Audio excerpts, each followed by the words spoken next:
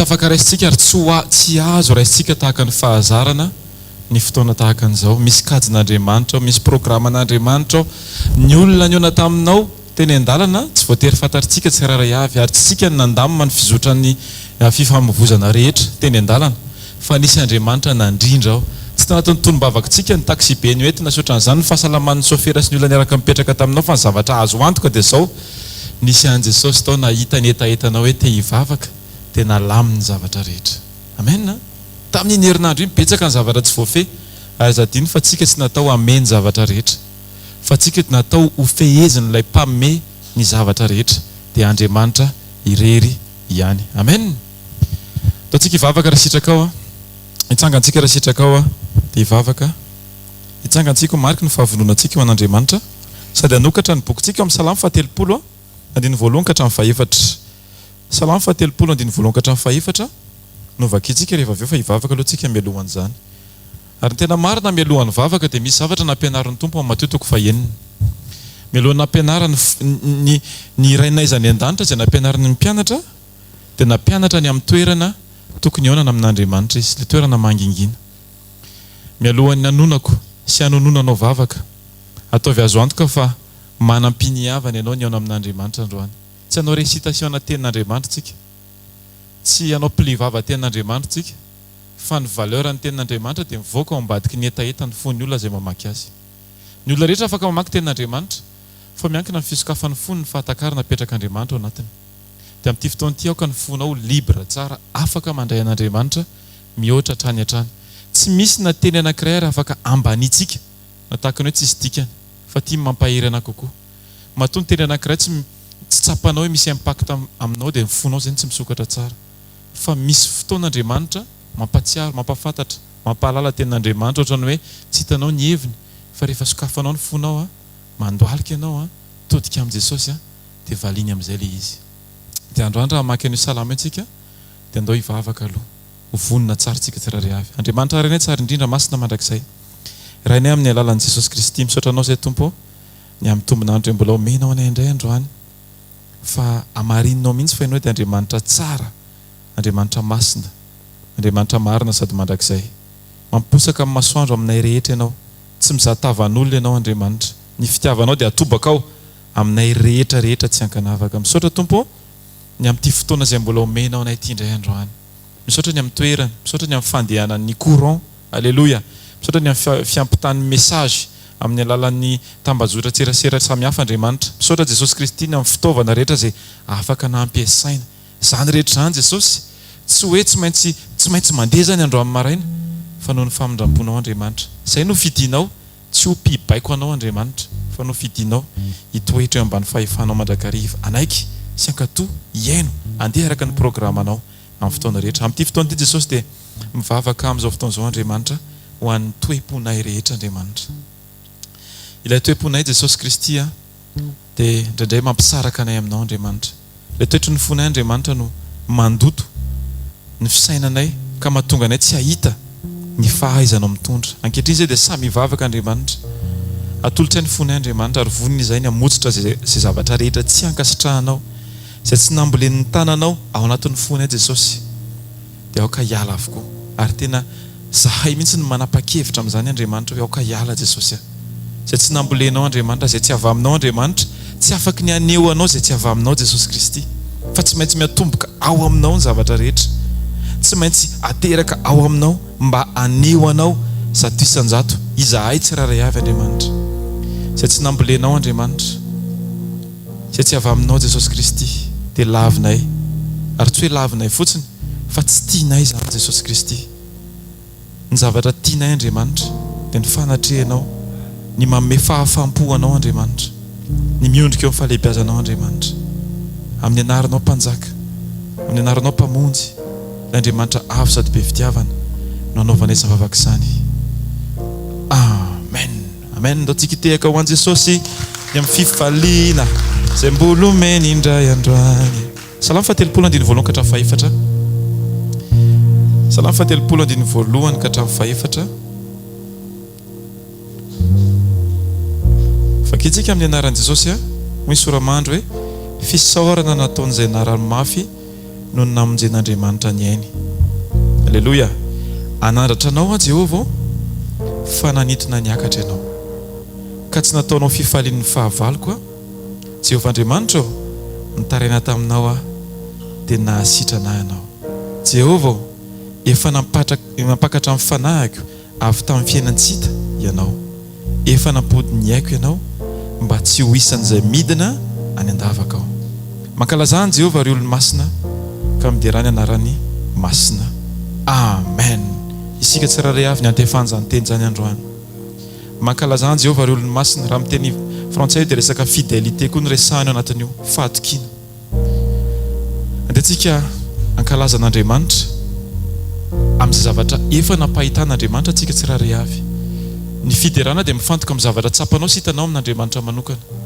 Raha namaky ny tenin'Andriamanitra tsika dia samy nahita samy vavolombelona, fa nisy fotoana tsy voatery araka ny kaditsika ny zavatra nitranga, fa nefa ny zavatra azo antoka dia izao afaka nideran'Andriamanitra tsika tamin'iny zavatra iny satria nataony tafavoaka. Dia andao tsika nandratra ny tanantsika androany dia samy hivavaka tsika, Tompo misaotra anao zahay, misaotra anao a Jesosy fa taona aty lavaka tena ny fahamaizina n'Andriamanitra ny mety nisy anay taloha, fa nefa natsanganao zay Andriamanitra, fa very zahay Jesosy raha vao tsisy anao. Raha tsy teo ianao ny situna anay niala tao amin'ilay maizina ho amin'ny fahazavanao mahagaga dia tsy tahaka an'izao ny fiainanay Andriamanitra. Raha tsy teo ianao nanangana anay tsiraray avy, raha tsy teo ianao nibitsika fiainana, nanonona fiainana, nitsoka fiainana teo aminay tsiraray avy dia ny fanainao masina tsy tahaka an'izao zahay. Raha tsy teo ny fanainao masina nampahery anay, mampijoro anay, mampitsika anay, tsy tahaka an'izao zahay Andriamanitra. Mety nifantoka tamin'ny zavatra ny tany izahay ary mora kivy feno aya rehefa tsy teo ianao Andriamanitra. Fa misaotra Jesosy fa ny fahitanay ianao dia manambara fa mahay mitondra ny fiainanay ianao ary azo iankinana sy tokina tanteraka ianao Andriamanitra. Dia misaotra anao zahay Jesosy ny amin'ny zavatra rehetra. Misaotra tompony amin'ny fananganana, misaotra tompony amin'ny fanasitranana, misaotra tompony amin'ny fanavaozana, misaotra tompony amin'ny fanavotana, ny amin'ny fanafahana, indrindra ny amin'ny famonjena Andriamanitra tsara indrindra. Misaotra tompony amin'ny fahamelombelomana ny fanahinay isan'andro Andriamanitra. Atonga anay ahery, atonga anay afaka mijoro, atonga anay ho voatarika mandrakariva Jesosy. Alleluia ho anao mpanjaka masina mandrakizay. Amen. Dao tsika mbola hiteka mafy be ho an'i Jesosy amin'izao fotoana izao. Alleluia, alleluia.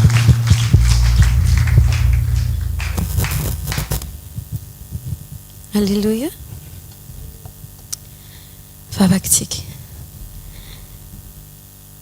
Tompo, tao amin'izay androany maraina, aoka hisokatra ny momba anay rehetra, ho disponible ho an'ny tananao izay hiasa eto androany, ho disponible ho an'ny teninao sy ny sitraponao rehetra. Aoka Jesosy ny fanahinao ambomba eto amin'ity toerana ity. Vangio ny tsirairay avy Jesosy eo. Aoka izay rehetra miditra eto amin'ity toerana ity na manaraka ny fandaranao en ligne Jesosy dia ho vanginao amin'ny fombanao. Aoka ny fitiavanao anarina anay, aoka ny fitiavanao anangana anay indray androany. Tonga soa eto ianao fanamasina malala, anao ny sehatra, anao ny tsirairay avy androany Jesosy. Dao tsika angataka ny fanamasina nampy antsika, hitarika antsika fa tsisy mahay manatona an'Andriamanitra raha tsy efa nitarihan'ny fanahiny. Aza miezaka amin'ny herin'ny tenanao fa tsy ho ny fanamasina androany hoe fanamasinao. Ento hoe ho anilanao a, eo nytika toerana mandrakizay Jesosy dia eo akaikinao.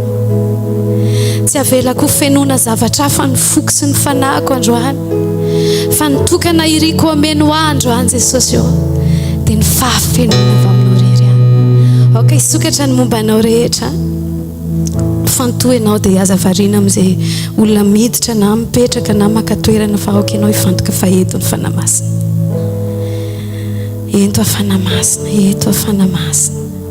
Sokafy ny vavanao dia teneno hoe ento afanamasina, ento afanamasina.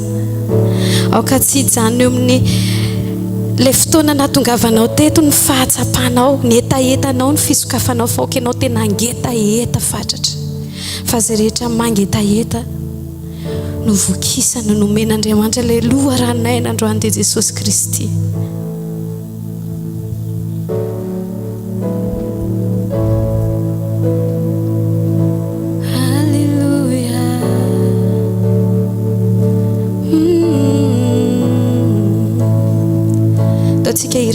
toanilanao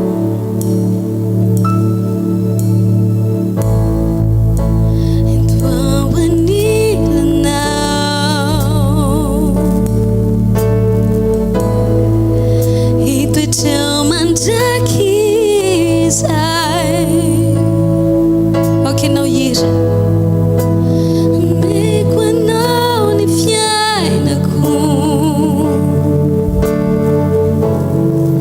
andray anao afazakaizanao lazao an jesosy ianao no faniriko ianao no faniriko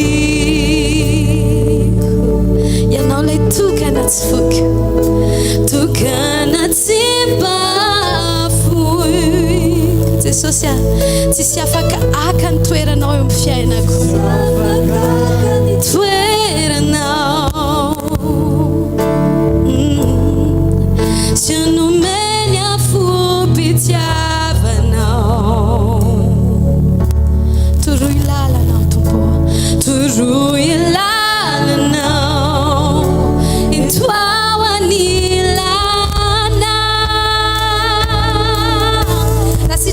sandrato ny amlanitra tananao dia lazao ianao no ilaiky ianao no ilaiky ianao miriny foko ianao no ilaiky dariwa okay, ira mafiantsika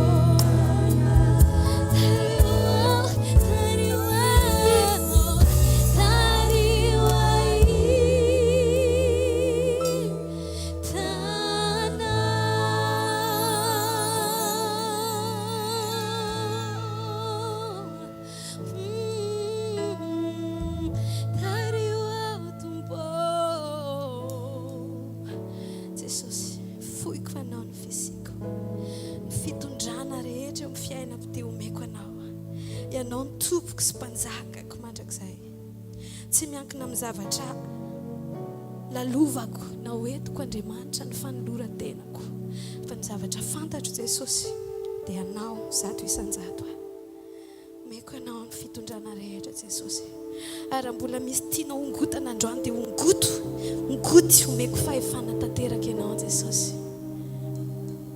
ny mampahadorateur atsika sy ianao dia ny fitiavana mitarika ny fankatoavana tsy afaka hiteny mihitsy ianao amin'Andriamanitra hoe mpiankohoka nefa tsy tia azy ianao na tsy manao izay lazainy ao amin'ny Jaona 4:12 zafady Jaona 4:4-13 dia miteny hoe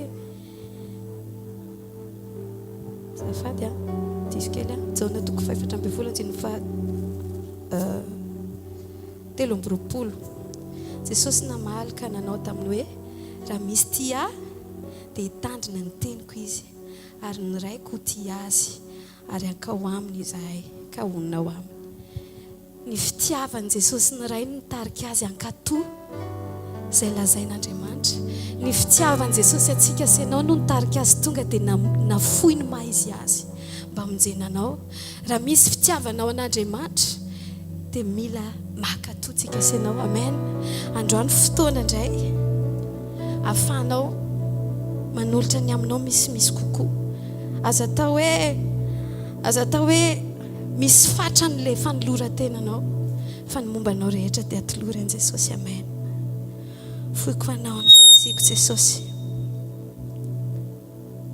foiko anao ny amiko rehetra atolory ny tenanao androany fanatitra velona aoka ho fitiavana aoka tena akafi azo tsirony ianao amin'ny fankatoavana an'Andriamanitra fa tsy ataonao ho corvée izy fa rehefa tiatsika dia amin'ny fitiavana anim-potsika Jesosy tsy niterena mihitsy anasa-tongotry ny mpianatra fa izy mihitsy no efa tia dia nidina ambany izy dia niteny hoe tsy tonga ozy izy mba ho tompoana fahanompo maika fatsika sy ianao maika fatsika sy ianao alleluia voiko anao ny fisiko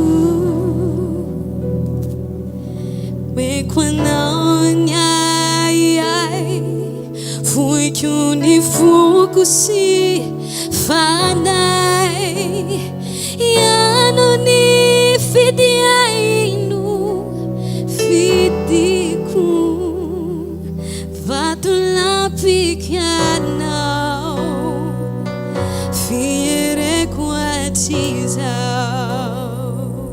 voiko anao ny fisiko meu an Jesosy ny fitondrana ny fidiko anao ny ai foiko ny foko sy fanay ianao ny fidiaino fidiko vatolapikanao fiereko atizao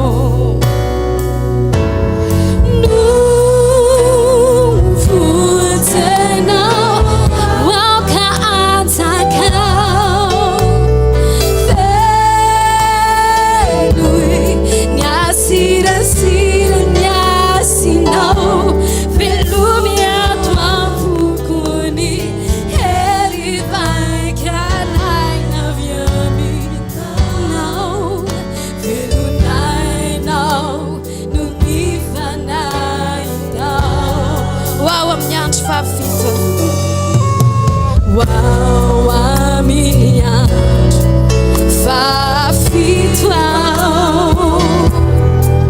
ni fitondrano mekoanao zay mety ambokoravao ianao sy ao aminao nono fitiko fitahanadrizao fitarakanao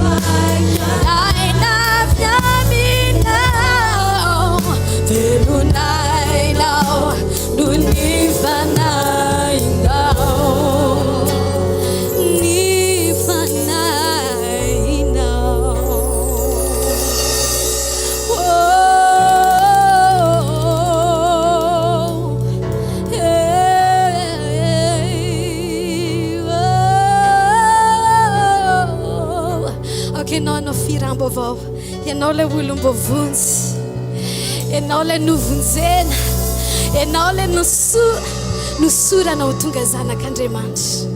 Halleluja, halleluja, halleluja. Sokafo ny vavanao ty maraina ty, mety tsy mahazatra anao le izy fa sokafo ny vavanao dia mirafy iram-baovao, mirafy iram-baovao ry olona afaka. Halleluja.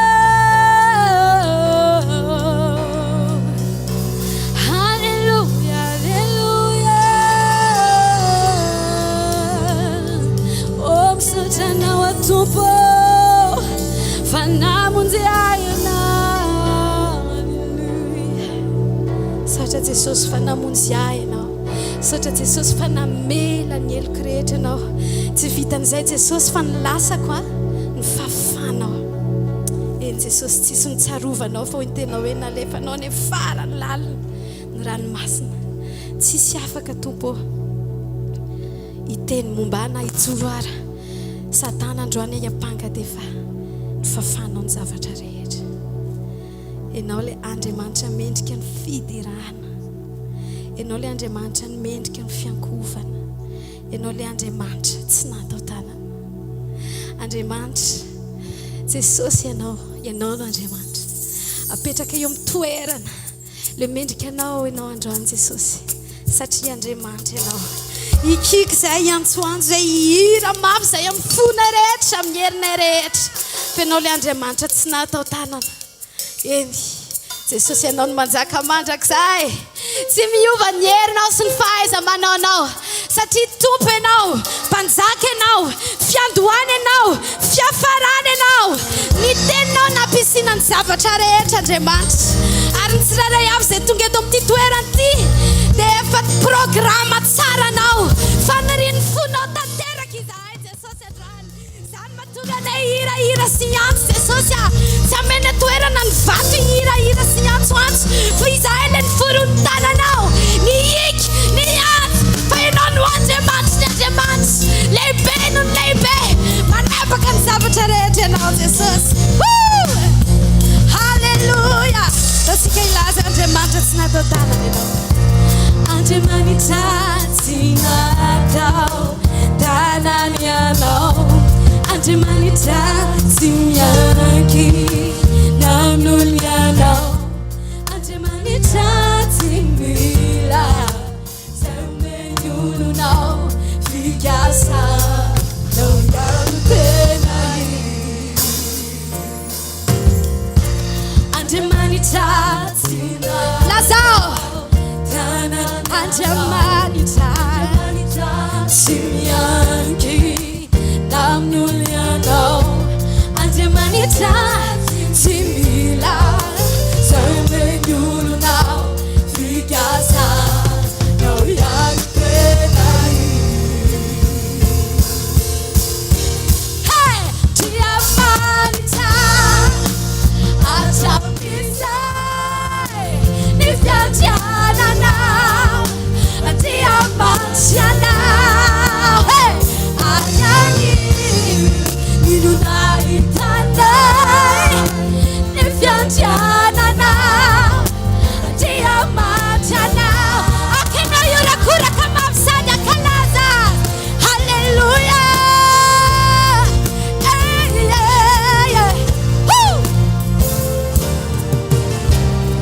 Andriamanitra ny herinao tsy miova, Andriamanitra ny herinao tsy masakana, Andriamanitra ny anaranao nirainy mandraky izay, Andriamanitra ianao. Vinanao dileninao lui Andriamanitra fiantiananao, Andriamanitryanao ayany ninona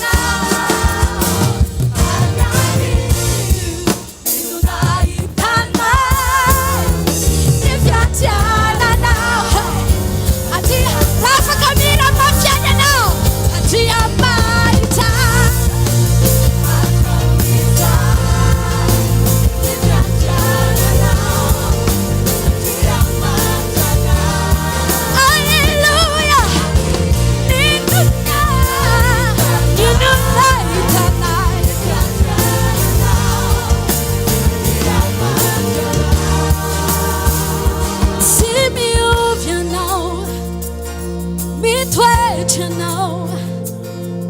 Monday, you know, I'm saying now. See me, you know. Me, twelve, you know. Monday, you know, I'm saying now. Let's all Papa now, son. But see me, you know. Me, twelve, you know. Monday, you know, I'm saying now. See me over, until my time you twitch. Monday, I know to go.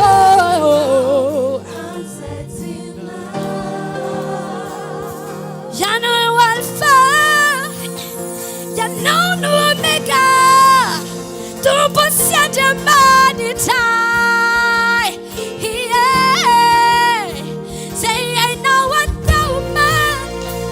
Well, I know what don't run. For two piano,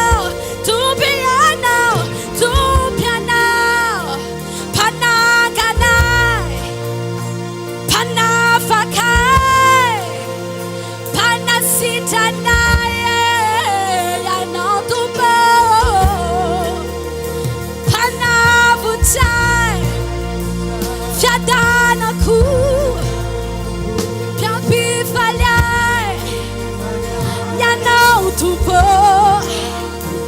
Papa just amen. Papa Panagana. You know to po. Shadanaku. Sharuvanway. Shalufaku. You know to po. I'm trying to cool. Now be too cool. You are be cool. You know to fall. What can I find? Light tonight. That is I. Funena cool. You know to fall. Fifty cool. Papia the night.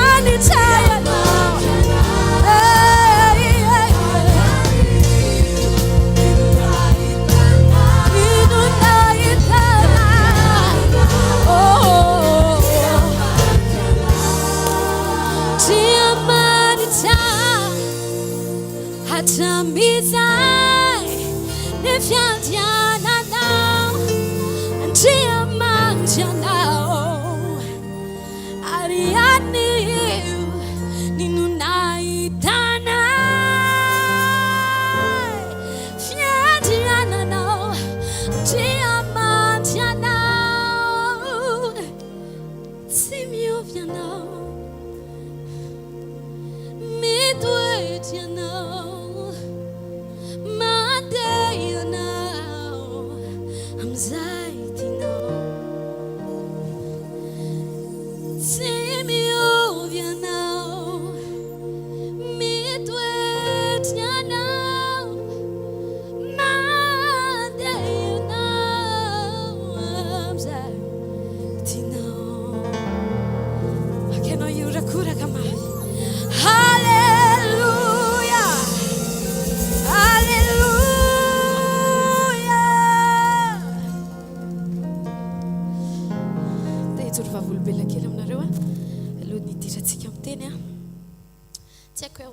hanoboana anazy fa fijoroana vavolombelona voalohaloha dia raha mba nareo ny ato amin'ny toerako tena te hitsinjatsinjaka peo an'Andriamanitra satria tena tsara tamin'ny fiainako Andriamanitra. Mety ozy izy ianao hoe hafahafa be fijoroana vavolombeloko nefa ozy ianao koa mety hoe izany koa ve dia hijoroana vavolombelona fa hijoroako satria misy zavatra harena lehibe azoko tao amin'i Jesosy.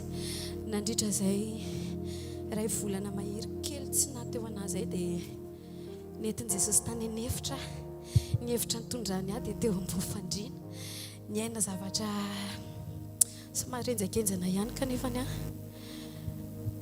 tsy hoe tsy ho taratarako lavabe ilay izy fa fohy koa fotoana antsika fa nitondra voka dia kambana kely ilay izy nameny Jesosy fotoana fohy dia nisy complication dia lasa ilay anankiray aloha dia rehefa kelikely indray niezahana nitazomina tamin'ny fanafody izy izany tao anatin'izay iray volana izay dia lasa indray ny anankiray dia ny zavatra azoko tsy any amin'ilay hoe ampitodika anao hoe mampalahelo be fa izao hoe ny zavatra nampianarin'i Jesosy anahy nandritra ilay fotoana nipetrahako dia zavatra fantatro fa tsy azoko fotsiny tamin'izao satria nampianatra anahy Jesosy hoe ary metimety tia misy voakasika izany androany hoe tsy ny fampiononana avy amin'ny fanahy masina dia fampiononana pura tsy amboamboarina ary ny zavatra arany rehefa tena mahafantatra an' Jesosy ianao dia tsy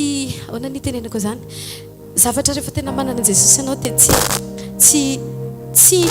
tsy miandry teny fampaherezana avy any amin'olona ianao hoe mahereza fa misy zavatra ao anatinao tonga dia mahery ianao ary tena hoe efa mba niaina aretina sy zavatra hafahafa ihany tany aloha fa ny toe-poko niatrika an'ilay izy dia izao hoe tena niterahako an' Jesosy ary tena ho anazy rery voninahitra hoe Jesosy ianao tsy manao erreur izany na hay namorona ianao na seho anazy zany na hay naky ianao no Andriamanitra manao izay tianao ianao ary ianao no manasitrana ny fo ho anareo izay mety mandalo zavatra mety tsy mitovy ny kahantsika fa ho anahy manokana izay fa te hiteny aminao aho hoe tsy zavatra nataon'Andriamanitra ho anao zany mafy ao amin'ny fiainanao ka tsy natao ho zaka fa matoa izy mamela an'ireny zavatra ireny hitrango ny fiainanao dia namena hery koa ianao.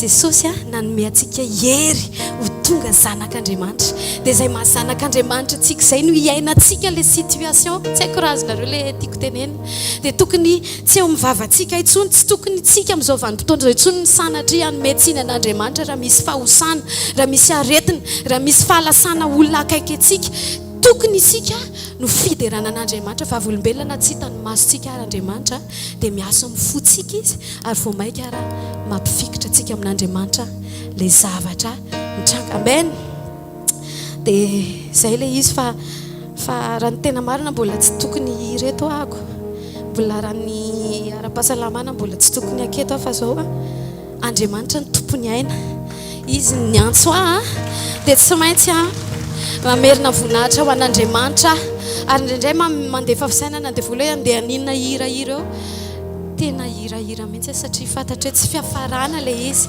fa hevitra tsy maintsy ny lalovana ilay izy nanamboaran'Andriamanitra anahy ary vao maika ara nampitombo anahy nitombo fitita amin'Andriamanitra dia tena ho an'Andriamanitra voninahitra ny ao amin'izany mandrakizay aza mety ho isan'ny olona ho kivy ny fiainana ianao aoka ny tenin'Andriamanitra no ireketany fonao izay lazain'i Jesosy be tabe ny témoignage tonga teto amintsika teto tsy izay lazain'ny dokotera fa izay lazain'i Jesosy aoka ho marina eo fiainanao zany malitsika nampianarina hoe fandalovana ity tany ity natao lalovana ary zavatra lalovanao io tsy voatery nampandrenesin'Andriamanitra ho lalovanao raha tsy izany ianao tonga dia tsy nety fa natao ho zakanao io raha mbola Jesosy no Andriamanitsika raha mbola izy no raintsika izy arangeny tondra ny mafy izy arangeny nalefa tany an-trano nefa Andriamanitra izy arangeny tsy maintsy sotry ilay kapoaka mangidy natao ny zakanao io aoka ianao azo hery amin'ny fanamasina aoka ampifikitra anao azavariana miondrika Andriamanitra ino ty mahazo anaty zavy Andriamanitra raha ny fanopoko anao dia tokony ohatr'izao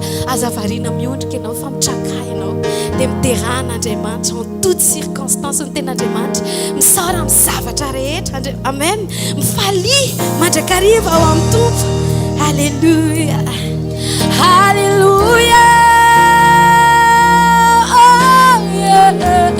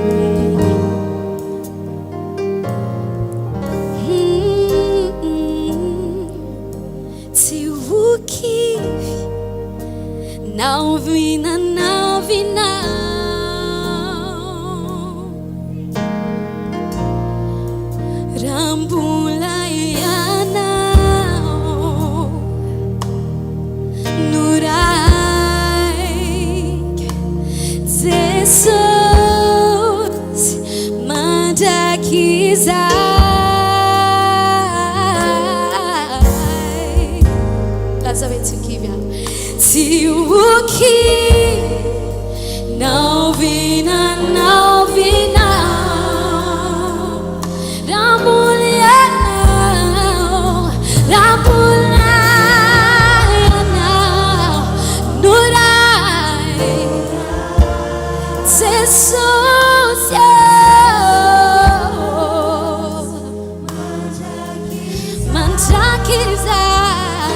manjakizai to give you,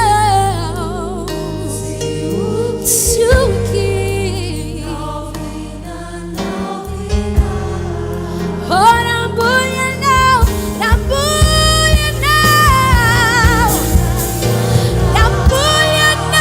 no, Jesus, Rambuya now, no, like Jesus,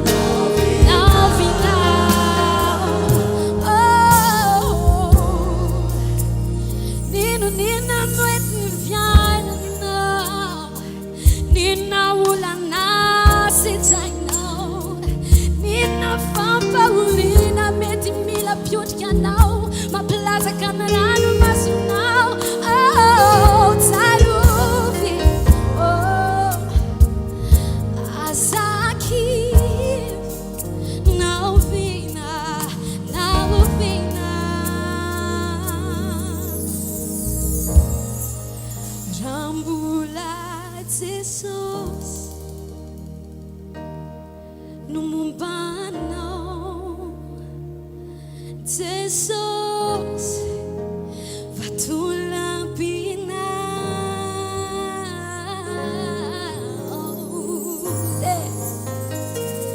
azaki, nauvina,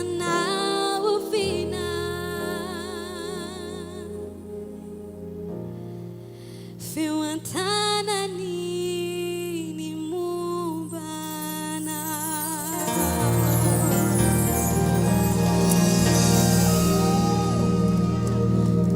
Azafatopoka nisira anankiray izay ty namen'i Jesosy ana eto ny tarihan'ny fanahy masina androany hoe eto ny irako azy voalohany dia mamela ahy ianareo tsy za akory no jerena na hoe inona le hirana voakako fa le afatra ao anatin'le izy dia manasa antsika hipetraka dia anatin'izany dia enoy eo anaty fanahy mivavaka le izy raha sitraka ao tsy nisy hoe famerenana izy tiana hoe ahoana fa iraiko an' Jesosy satria famarinana eo fiainako.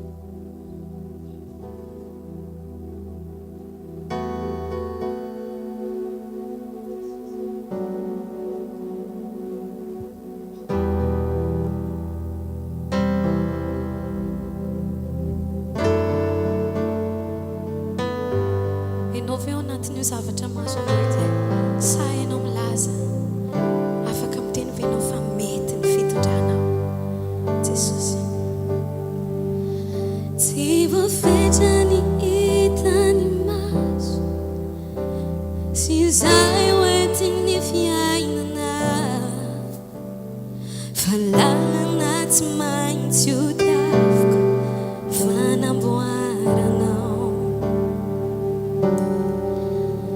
Nandrindray aza mila tsotany fa mamay vairo fisetrany nefianao ihany manomery ahy azakako izany.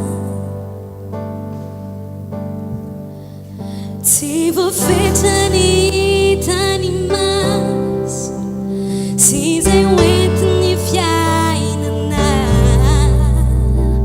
fa lalana tsy maintsy ho diaviko fanamboaranao. Nandrindray aza mila tsotany fa mamay vaireo fisetrany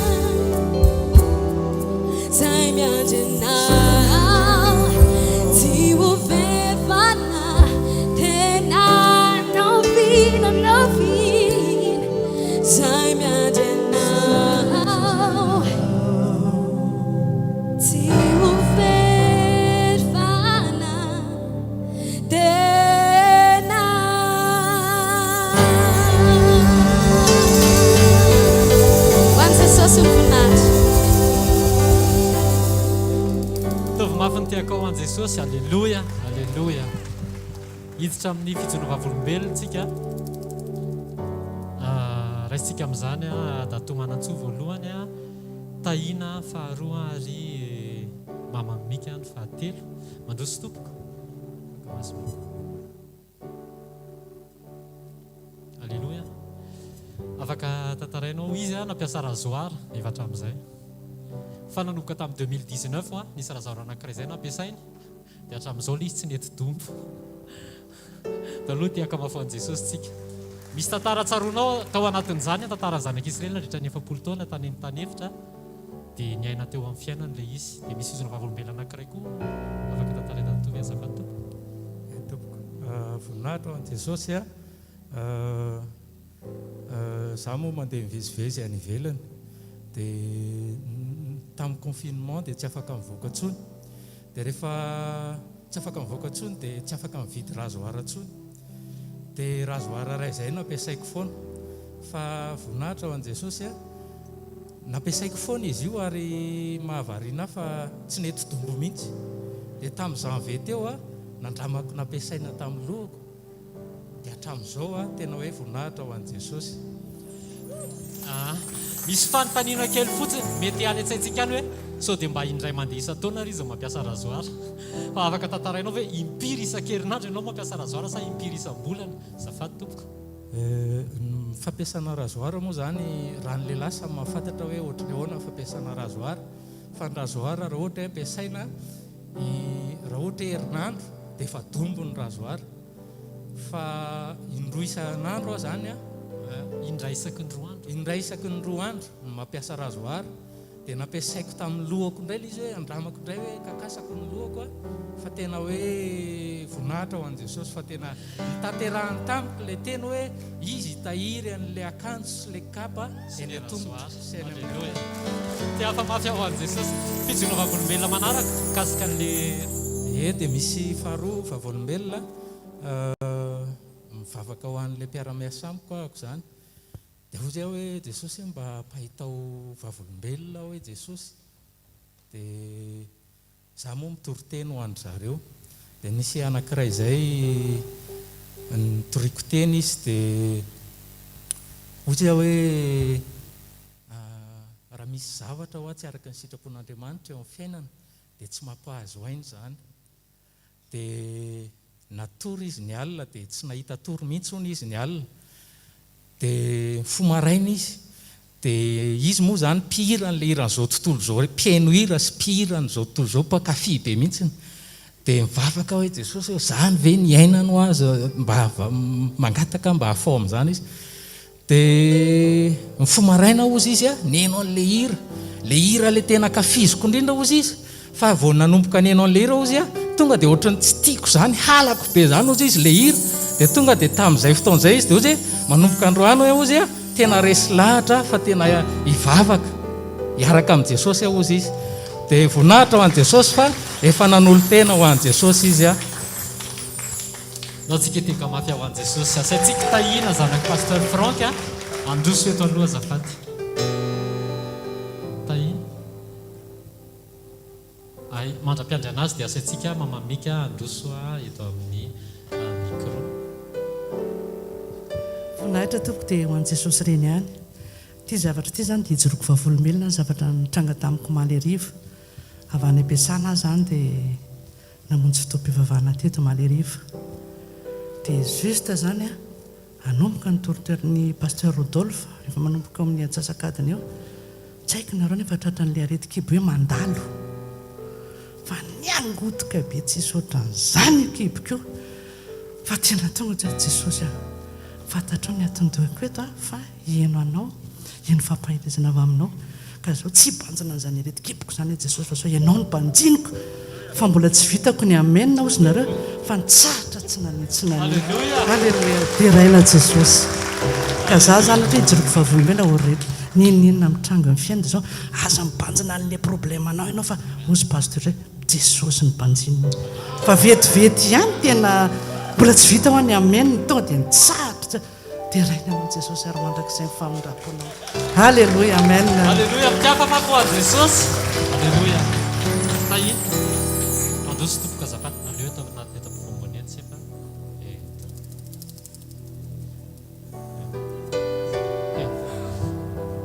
Afaka ny fijonova volombelona azy dia tamin'ny latsinainy tapabolana. Izy tsy tonga tao amin'ny sekoly nisy antony manokana angamba. Dia nisy teny zay tao hoe androany asoran'i Jesosy ny fivotosana eo aminao.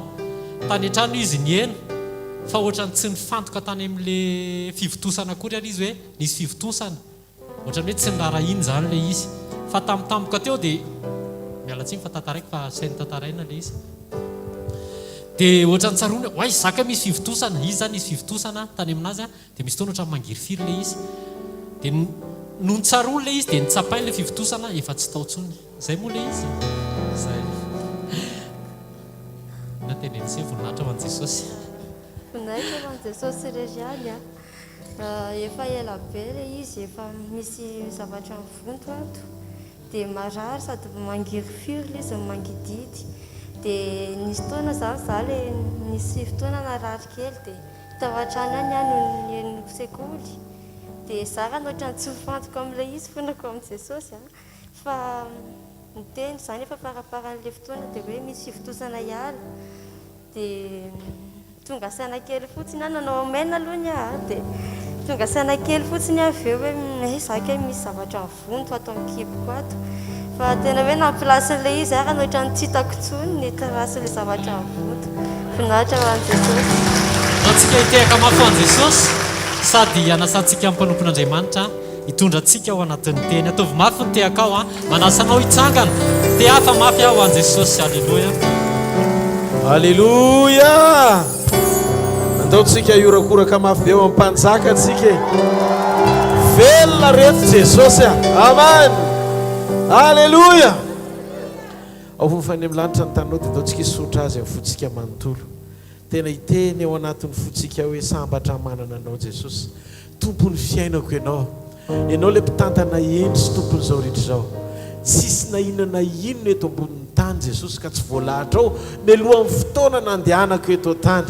Ka zay everiny saiko fa tsy takatro intsony na zay mafy everiko fa lalovana tsy takatry ny saiko ny tananao manohana foana Jesosy.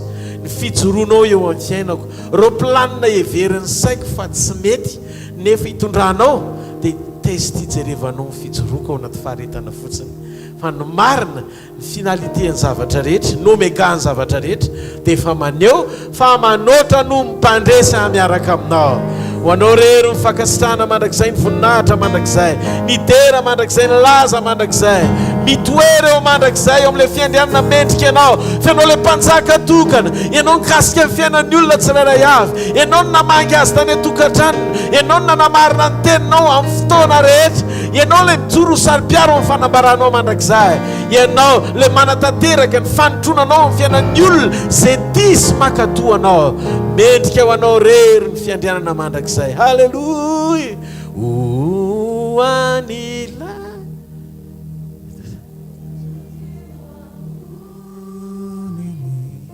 seza fiandriana. Dao tsika sitraka azy anaratra ny mpanjaka antsika le tonivontsika androany maraina. Halleluja. Sy ho an'ny zanako driany nisaotra sy niatra sy nivoninahitra ary ny fanjakana mandrakizay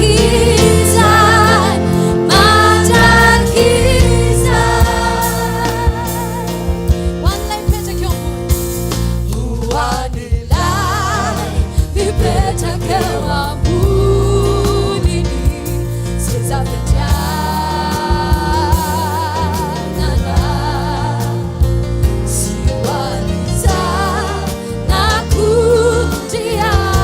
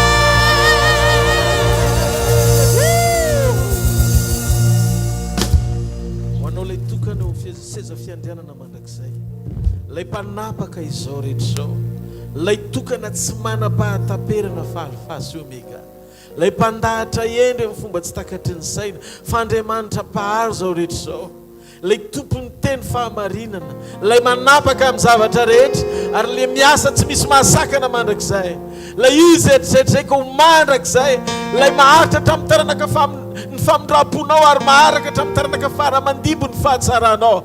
Okisanatra mandrakizay ianao Jesosy ary aoka ny fanapahanao hosana amin'ny avo indrindra ho an'ilay mitoetra amin'ny seza fiandrianana mandrakizay.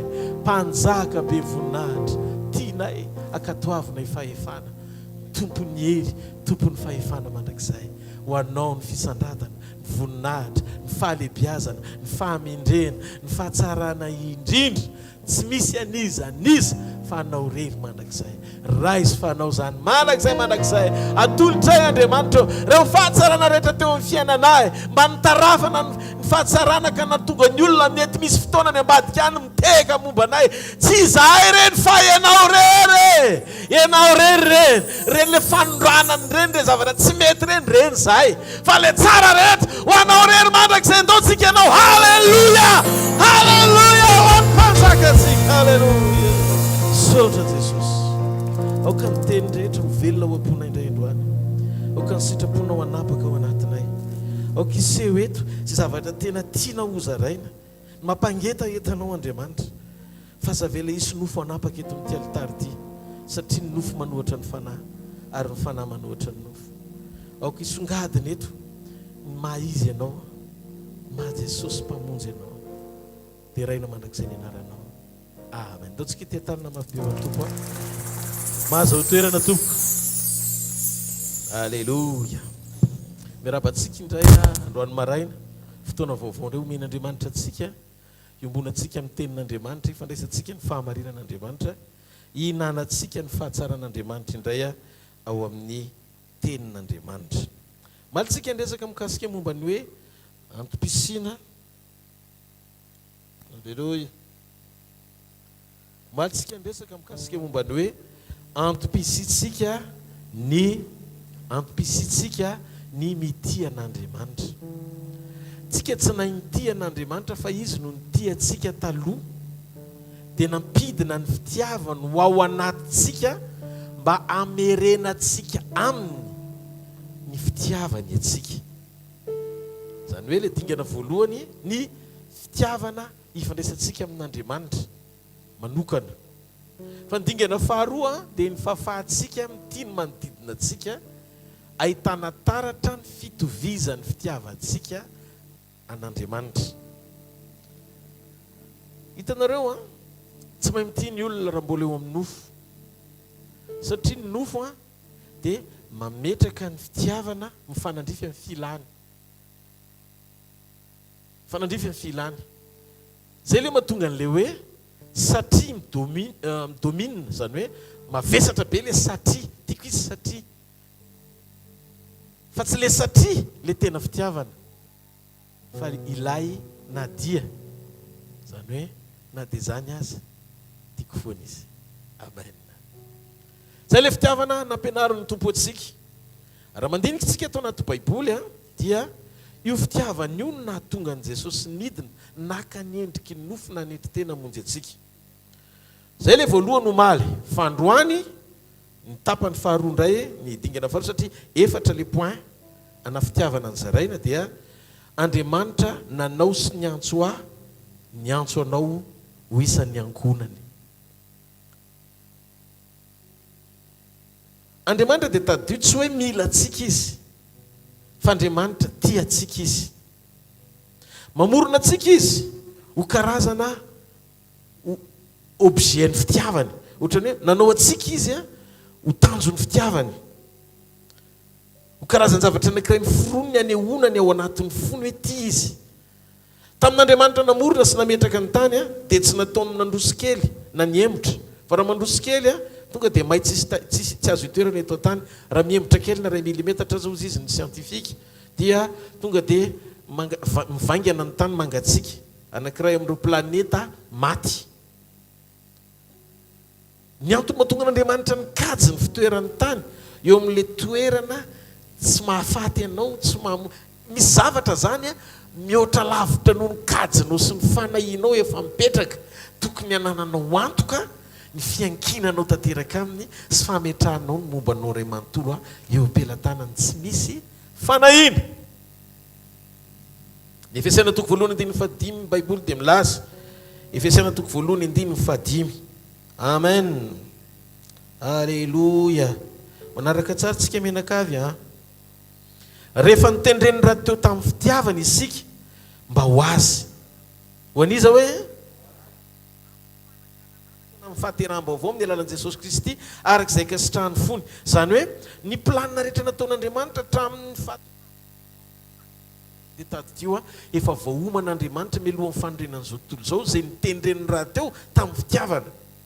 Noho izany ny fototra ifandraisantsika amin'Andriamanitra, ny fototra manome lanja ny fanompoantsika eo anatren'Andriamanitra dia tsy vokatra avy amin'ny fahafahantsika misitraka ny fahaiza-manao n'Andriamanitra sy ny fanomezan'Andriamanitra.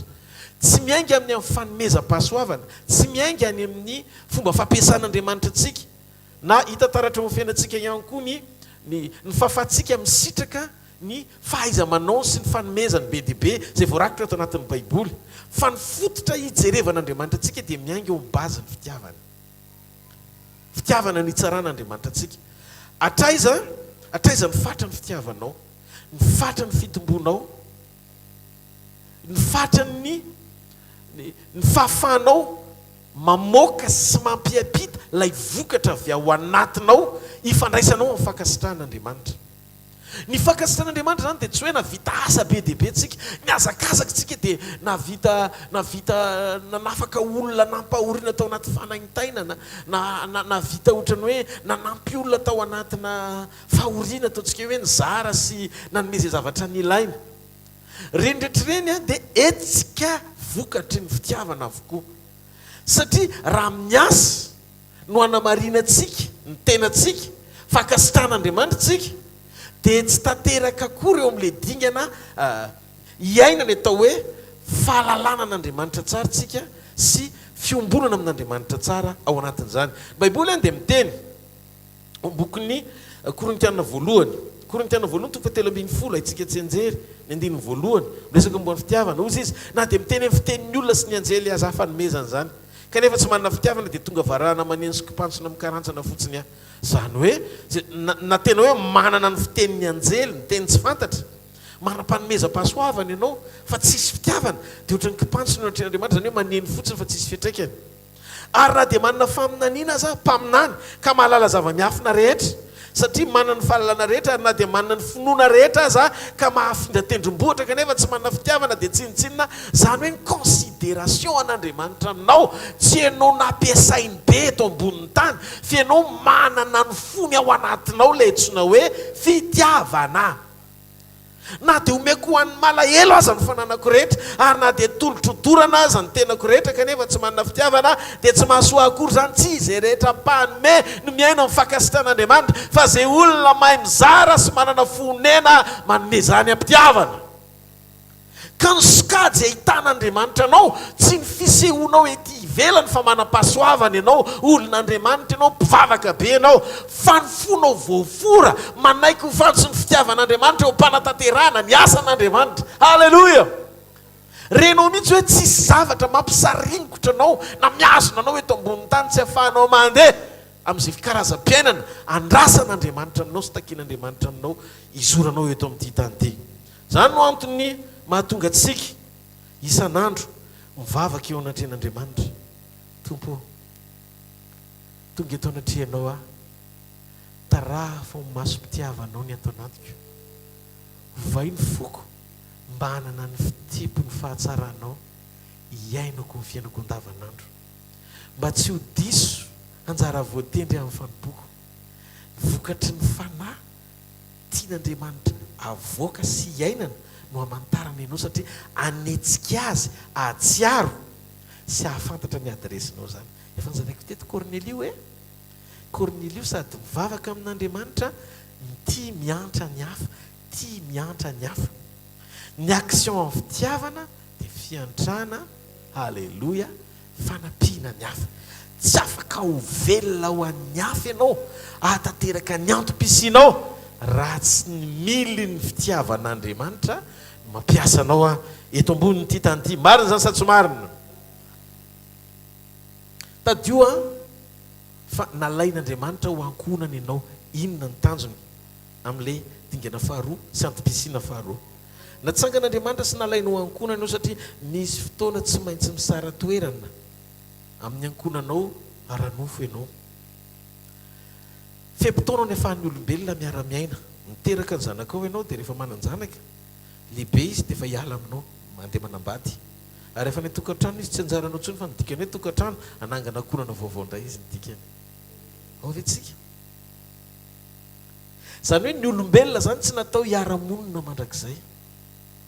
Misy fotoana sy fepotona omen'Andriamanitra ahafanao manararoatra mizara ny tsara indrindra ao anatinao. Satria iny fepotona omen'Andriamanitra anao iny tsy omen'Andriamanitra no mandrakizay fa opportunité na dia adinonao azy zany satria efa zatra mifomaraina sy mody ariva ianao ary matory amin'ny alina.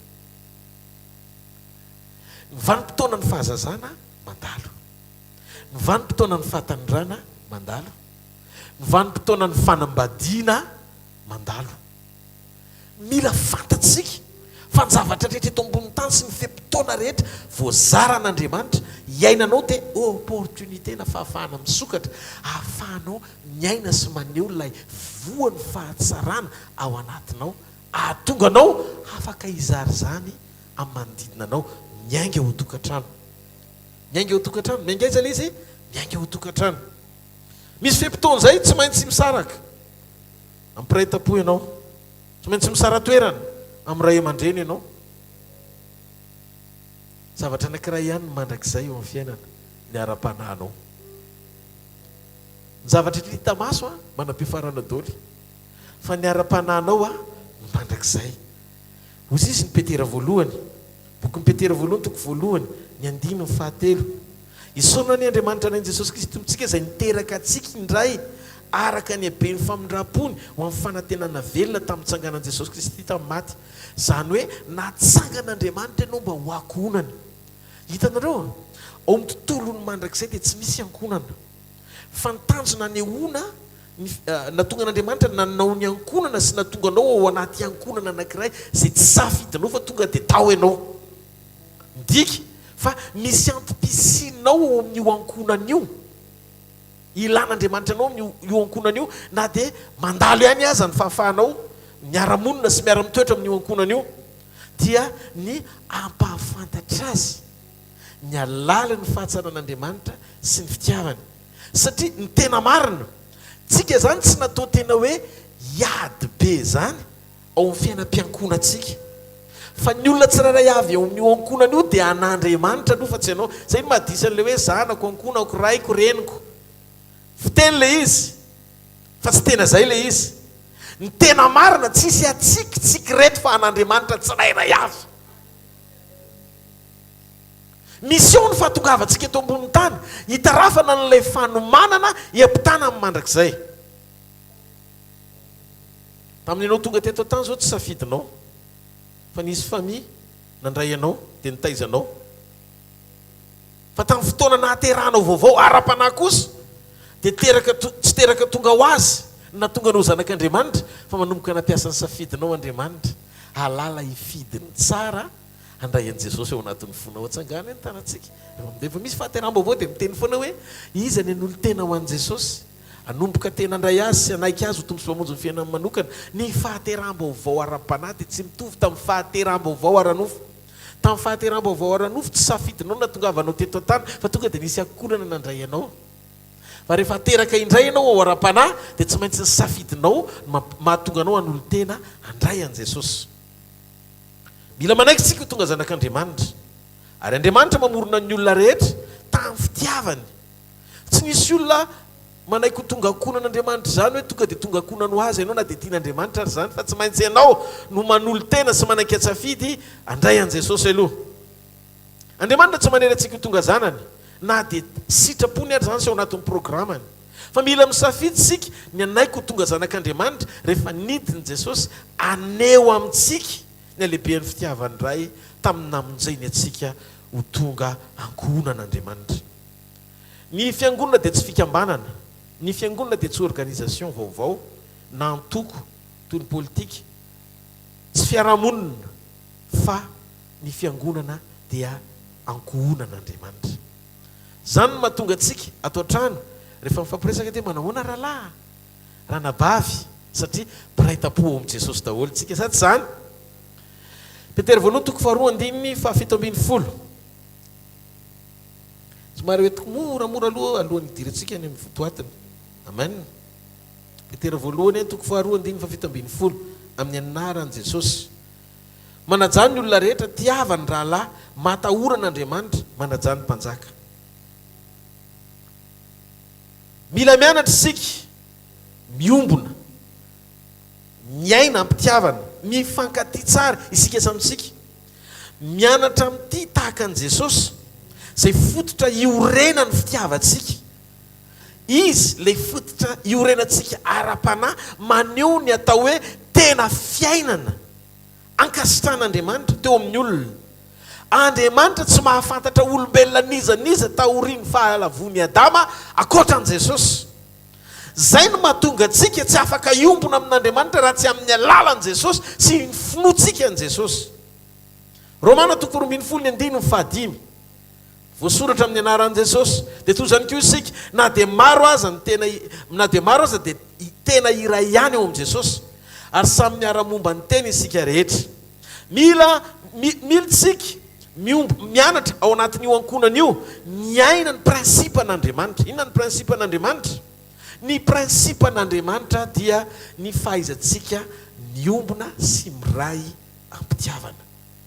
Miombona sy miray ampitiavana araka ny mitiavan'Andriamanitra antsika. Norma ny fitiavana dia miainga tsy eo amin'ny nofo fa amin'ny ara-panahy tahaka ny tiavan'i Jesosy antsika.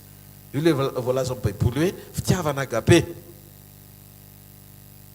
Tsy ny fanomezam-pahasoavana zany ny ampisongadina antsika hoe miavaka, fa fananian'Andriamanitra naseho ny fifahasamihafana mba isehon'ny fifamenona. Misy zavatra banga ao amin'ny anankiray fa nomena ny anankiray, dia misy ampy eo amin'ny anankiray fa hitanao ny amin'ny anankiray. Dia inona zay ny Baiboly hoe ohatra masina sofina sy orona samy manana ny andraiky fa tsy afaka mifanilika satria fampiankina. Zay endriky ny fifamenona ataon'Andriamanitra rehefa tsy nataony hoe ampoka sy fianao amin'ny olona anankiray avokoa ny zavatra rehetra, dia izay le fifampiankina tokony isy mba ahatonga antsika mifanaja, mifankaty, miray fo, mifanome sy mifanolotra izay tsara avy ao anatintsika. Ny milina manodina antsika ivo ao anatin'izany rehetra zany dia tsy inona fa ny fananantsika fo tian'Andriamanitra mba hahafahantsika amin'ity ny rahalahy ihany koa. Jona voalohany dia milaza, raha misy milaza fa tian'Andriamanitra nefa makahala ny rahalahy dia mpandainga izy. Marina sa tsy marina? Zany hoe ny fitiavana an'Andriamanitra dia aseho amin'ny fankatoavana ny teniny. Ozy izy hoe raha tia aina reo dia tandrina ny teniko, ary ny ray faharoa zay tena ngeza be ihany koa, raha tia aina reo dia tia ny rahalahy. Alleluia. Ahoana ny fomba ahafahako tena manana an'izay endriky ny fitiavana tena efa nomen'Andriamanitra atao anatiko? Mamaky an'Andriamanitra tamin'ny voalohany lazaiko Romana 12:5 ary ny fanantenana dia tsy mampahamenatra fa ny fanan'Andriamanitra nentiny napidina ao anatintsika ny fitiavany. Tsy tonga dia fanomezam-pahasoavana ahafahana manasitrana sy manangana amin'ny maty no nomen'Andriamanitra anao voalohany, fa ny fitiavana nampidiny voalohany ao anatinao. Ny vokatry ny fanalo vo fanomezam-pahasoavana maneho ny fiasan'ny fanahy. Zany hoe raha adiky Romana 12:5 aloha voakorintiana voalohany 2:17 ka hatramin'ny 2:20. Ao ve tsika? Zarazara samihafa ny fanomezam-pahasoavana. Ny fanahy mahazo aina mizara fahasoavana ho fanampinan'ny olona, maneho ny fiavahan'ny olona arak'izay fahasoavana nomenan'ny olona amin'ny fatra ny finoan'ny olona. Ary teto aho vao nahatsapa tao anatin'ny sekoly iny, tao anatin'ny sekoly ny fitiavana nahitako fa nidingany isehoan'Andriamanitra hitombony le fahasoavana ao anatinao, hitondran'Andriamanitra anao amin'ny fatra ny fahafenoany fahaiza-manaony sy ny fahalalana tsara, dia miaingy amin'ny fanekenao hitombo ao amin'ny sekoly ny fitiavana an'Andriamanitra. ao isika ny manovy fitombona amidingana hitarafatsika n'Andriamanitra eo amin'ilay endriky ny fahalebiazana ma-Andriamanitra azy. Tsy mahazaka ny fahafenoan'ny presanseny sy ny fanotronany ianao raha tsy manana sy mahatratra ny fenitry ny fepetra taky ny fitiavany ananana. Mahay mizara fitiavana aloha vao tanteraka amin'ny fizarana fahasoavana. Miditra lalindalina kokoa isika. Et nous le secret, Moïse malay mifanahy, toy izay Andriamanitra mifanahitriky ny tenenako aminy mazaka présence. Malay mifanahy mihoatra noho ny olona rehetra izy. Zany hoe ianao zany mila mitravy manaiky. Anahaka amin'ny tombo, tsy hoe amin'ny fomba fiasan'Andriamanitra fa amin'ny fomba fiainan'Andriamanitra. Ary io no mahataraky ny fiangonana. Lasa variana any amin'ny action fa tsy voazona le position mahazanak'Andriamanitra. Ozy izy ny Paoly apôstôly azono famonjena. Ny fiazonana famonjena dia midika fijoroana ho vavolombelon'i Jesosy. Tsika vavolombelon'i Jesosy fa tsy vavolombelon ny asan'i Jesosy. Mifata amin'ny finoana maneho ny asan'Andriamanitra. Ozy izy zay mino ahy ny asa ataoko no ataony koa. Fa ny fata ny fitiavana maneho an'Andriamanitra, hotronon'Andriamanitra ny olona be fitiavana. Zany mahatonga antsika miezaky ny manitsy fotsy mitoetra eo amin'ny nofo fa manokatra amin'ny fiainam-pananao anakaiky an'Andriamanitra. Isan'andro mampiasa ny fonao amin'ny kiso ny lohalika, mananao fiainam-piovana, tsy hipetraka ao amin'ilay raisonnement diso be io. Rehefa manomboka ny fitombona, tsy ao amin'ny fomba fampiasan'Andriamanitra fa ny fitombona dia miharihary amin'ny fitondran-tena sy ny fijoroana, ny firaisanao amin'Andriamanitra, ny fanehoanao ny fitiavany eo amin'ny fiainanao. Vokatry ny fanahy maneho fitombona fa tsy ny fiasan'ny fanahy. Raha iverina Jesosy, tsy jery izy ny nampiasainy mihoatra amintsika menakavy, fa izy ny nanana fo azo ny ampiasaina ampitiavana. Voalazo amin'ny Korintiana voalohany toko telo ambin'ny folo ny voalohany vovakitsika teo fa miteny tsy fantatra maminany be amin'izao nefa ny fiangonana mampalahelo korsa makany amin'ny ositra dôly fa tsy misy miomana ho asistena tsony, tsisy miomana mba hotronona. Raha vao taraiky amin'ny toetra ianao dia taraiky amin'ny fionana amin'Andriamanitra. Hozy izy dia apôstôly Paoly eo bokon'ny Timoty, zay miantso ny anaran'ny tompo aoka izy ala amin'ny ratsy. Efa mba nisaina vetsika fa ny tompo mahalala ny azy, alohany ny alalany ianao mila miala amin'ny ratsy. Pastera, fa ahoana dia ozy izy Matio, aoko tanteraka ianareo tahaka amin'ny fahatanterahana ianareo zany an-danitra. Possible ve zany?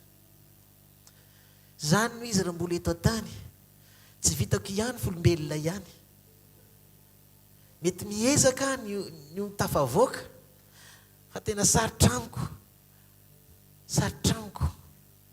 satria isaky ny manao aho na miezaka manatanteraka izany dia manoka foana satria manodidina tsy hamela androso, tsisy akina manodidina aminao zany fa namasinao anatinao. Amen. Le izy tsy ezaka, tsy hoe miezaka ianao hampafantarin'Andriamanitra ianao isafidy tsara. Aza fangaro zavatra anankiroa reo. Na indray anao mieritreritra hoe mila miezaka be effort avy aty amiko, tsy effort avy aminao fa fanekenao fotsiny. Mifandona amina zavatra anankiray ianao. Inona ny antony? Tia maritra ny fandrosonao Andriamanitra sy ahita ny fitombonao ao aminy. Averiko, ny fitombona dia toetra fa tsy zavatra atao. Ny amaritra ny fitombonao sy ny famatoranao miaraka amin'Andriamanitra dia ny fatra ny firaisanao am-po amin'Andriamanitra sy ny fitiavanao azy. Halleluja. Rehefa mitombo amin'ny dingan'ny fitiavana ianao dia mitombo amin'ny fatrany, halleluja, amin'ny fatrany fahasoavana ihany koa. Hitanareo, Andriamanitra mazoto manome sy miombona amin'ny olona mitovy toetra aminy. Ny toetra an'Andriamanitra, ny maha-izy azy an'Andriamanitra ao anatinao no ahafahano mijoro vavolombelona, zay le tiako atongavana. Reny etsiky ny fanahy reny maneho ny fanomezam-pahasoavana sy ny fitombony, hoe manome fahasoavana bebe kokoa izy rehefa manetry teny ianao. Andriamanitra tsy mizata avan'olona, tsy hoe pastera ihany no tiany kokoa, fa za tsy tiany satria ireny moa pastera. Za rehefa miantso ohatran'ny tsy henony fa misy olona henony kokoa. Non, esory anatin'ny sainao fa tsy testamenta talohantsontsika. Matoa Jesosy nanao ny fomba rehetra ahafahan'ny olona tsirairay avy manana hafa eny an-tampon-dohany samy manana daolina Petera, ny afo teo amin'lohan'ny Petera ihany teo amin'lohan'ny Jakoba sy Tomasy. Sy ireo mpianatra hafa 20 zay tao amin'ny efitra, afo ray mitovy daholo eny an-tampon-dohan'izy rehetrarehetra. Isan'ny loha mamaritra ny isan'ny afo. Raha tapadoha mety tsisy hafa aloha. Aovatsika. Dikan'izay le afo ny zarainy samy manana. Ny antony dia tsotra, Andriamanitra te hanampy ny olona tsirairay avy amin'ny fatra mitovy. Alleluia. Fa raha napetraka Andriamanitra any amin'ny olona anankiray fotsiny ny afo sy ny fanahy, dia lasa ifampitatsika tsy maintsy makany amin'iny olona iny eo vao hitan'Andriamanitra. Rehefa mifankahita amin'io afo io ianao dia manomboka andray andraikitra bebe kokoa, androso amin'ny antom-pisiana teny ilan'Andriamanitra anao. Voalohany napetrako omaly ny hoe isika rehetra dia maninona ao amin'ny fitiavan'Andriamanitra daholo aloha ny antom-pisiana namoron'ny antsika, ny tia azy, ny atsapany fitiavany, sy efa antsika mamerina zany fitiavany zany any aminy. Faharoa, lazaintsika teto androany fa ny fanehoana fitiavana an'Andriamanitra ihany koa dia maneho ny antom-pisitsika. Tsika zany le bolongam-pitiavan'Andriamanitra mandehandeha sady ny foronony tamin'ny fitiavana no aneho fitiavana azy mba ahafahantsika mizara ny fitiavany amin'ny hafa. Dia ahoana pastera? Hiditra ny fahatelotsika. Andriamanitra dia namorona antsika ho tonga tahaka an'i Jesosy. Ny kopia anankiray natao tafintsika menakavy dia tsy olona, fa misy dikany Baiboly matoa milaza hoe iny Jesosy fa tonga. Iny Jesosy Kristy avy any Nazareta 2000 lasa tonga teto ambonin'ny tany iny no nampiavana ny toetra, nampiavana n'Andriamanitra tamin'ny olona. Ahoana le fampiavanana? Naseho teo amin'ny olona tamin'ny endriky ny nofo Andriamanitra tao hoe Jesosy mba ahafahantsika makatahaka, manahaka ny fomba fiainany, na tamin'ny fanehoany ny fitiavany, na ny fizarany ny fahatsarany, na ny fijorony sy ny fomba ny ainany. Ka raha misy fampianarana manaisitra anao tsy iombona amin'ny toetra n'Andriamanitra fa mampijoro anao amin'ny fahaiza-manao n'Andriamanitra fotsiny, santoko zany. Ahoana? Modely anankiray Jesosy nanaiky ho tonga olombelona Andriamanitra. Nasehon'Andriamanitra teo amin'ny olona ny fiainan'olombelona, n'Andriamanitra teo amin'ny olona eo amin'ny fiainan'olombelona ny maha izy azy an'Andriamanitra.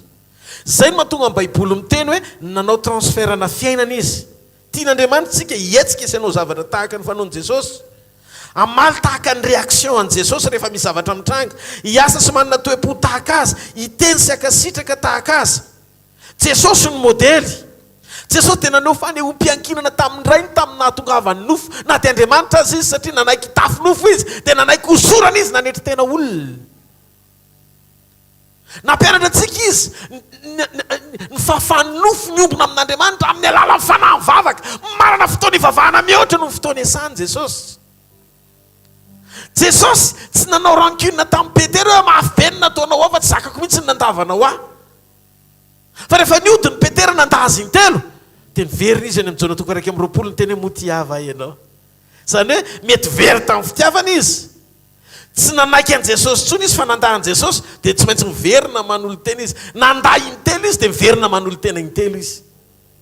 Zay no mahatonga milaza hoe ilaina ny kristianina tsy miavonavon-kevitra fotsiny hoe zay efa nanolo teny indray mandeha. Noho izany tsy mila miverina tsony hoe manolo tena ho an'Andriamanitra fa nisy fotoana ianao mety efa tafateny mihitsy nandahan' Jesosy teo mahavanao aiza ary zay Andriamanitra. Fa Petera rehefa niteny hoe tsy mahalala ny olona io aho indray, tsy mahafantatra azy akory aho, vanteny ny fantatra hoe anao koa namany, tsy namany aho. Niala tao anatin'ny toerana mahazanak'Andriamanitra azy Petera. Dia jereo tsara fa tahorinana iny lasa nisikina ny alakanjo ambony amin'izay verina nandeha nanjono, nanarato. Satria nahoana? Tsy voazona le fanolora-tena tao anatin'le fandavana. Toy izy Jesosy miverina, tsy maintsy manolo tena intelo ianao, moty hava ianao, dia gaky Petera fa maninona ary ny intelo le izy. Mila manaiky intelo izy rehefa nanda intelo. Somary tiaka ho an'Andriamanitra.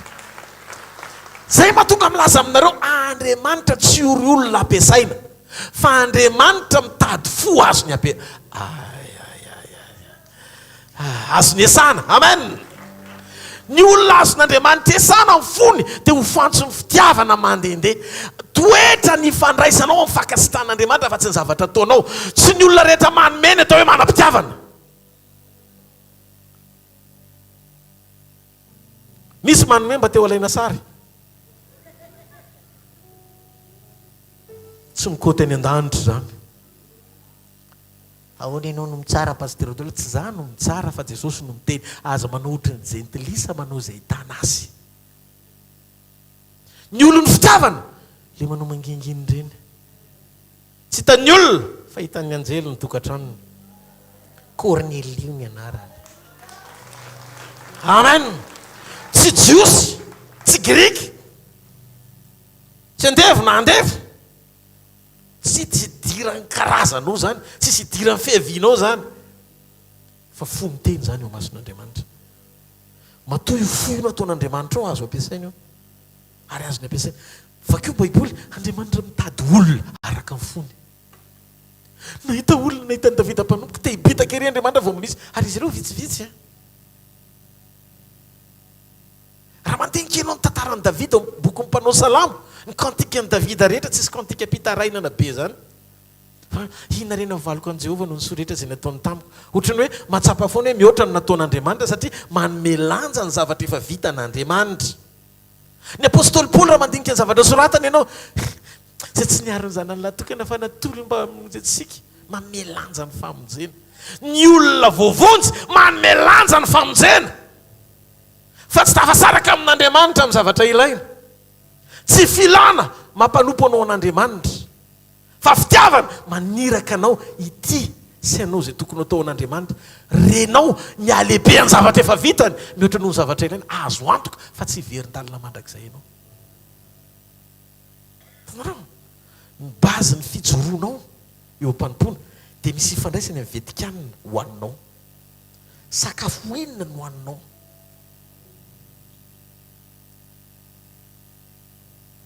Ndao nahaka an'i Jesosy. Manina hoe maro amintsika manontany hoe fa inona ary ny andrasan'Andriamanitra amiko hoe? Inona ny asa tiany ataoko? Andriamanitra ahoana ny fianarako? Fanontaniana mipetraka izany. Marina fa Andriamanitra liana izy ny amin'ny zavatra ataonao, fa mbola mihoatra amin'Andriamanitra ny hoe ho aizany mandrakizay ianao. Ino hoe liana izy ny amin'ny zavatra ataonao, fa amin'Andriamanitra ny tena mamaika azy irécupérer anao. Natongavan'i Jesosy irécupérer anao, ho aizany mandrakizay ianao.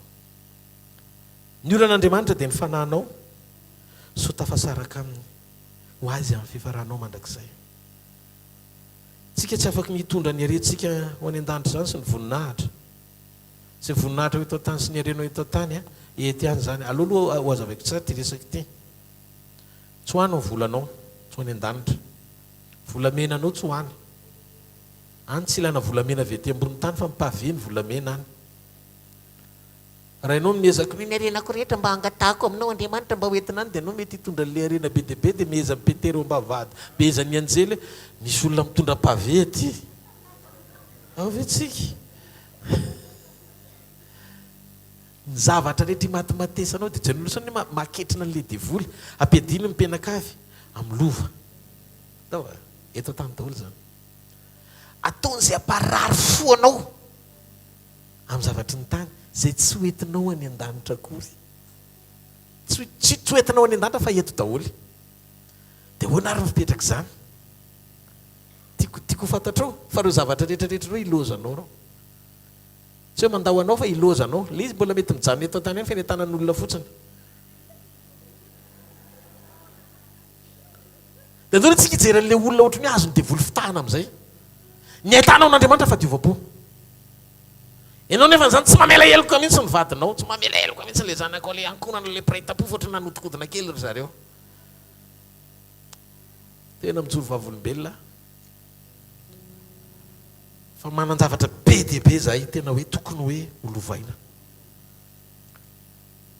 fa tamin'ny fotoana nanomboka tsy nijoroko tsony a nanao fanaon'ny ankonako sy ny razambeko nanaiky an' Jesosy a dia tonga dia tsy nandova ninninina amina hekitara be dia be henoko fotsiny hoe lafo n'le tany ery zao miliara fa tsy rarahiko le izy satria tsy volany atongavako eto ambonin'ny tany rehefa fantatro hoe Jesosy ny antony dia zao onena ho andro zareo zareo any zao zay nananina dia misy le manampitampo zany hoe tiapiditra ato fianakaviana zao zay nananina an'izao ny tany sy ny rehetrarehetra ianao zao raha ohatra ka nanaiky nanaraka anay satria andrazany ireo dia efa nandovan'izao dia ho zay mantsy andro zareo za efa niova fiaviko akonan'Andriamanitra fa tsy mitovy aminareo tsony amen alleluia ary nataony Jesosy tena mahita fity faran'izay enjana amin'izay ny antony dia tsotra naseho le fo le izy ianao zao rehetra joloko vavolombelona dia mety tsy ritra fotsiny ndre manana zao koa zany pastera manana ty koa zany pastera manana ty pastera fa le nyreta amin'ny pastera tsy tianao andehanana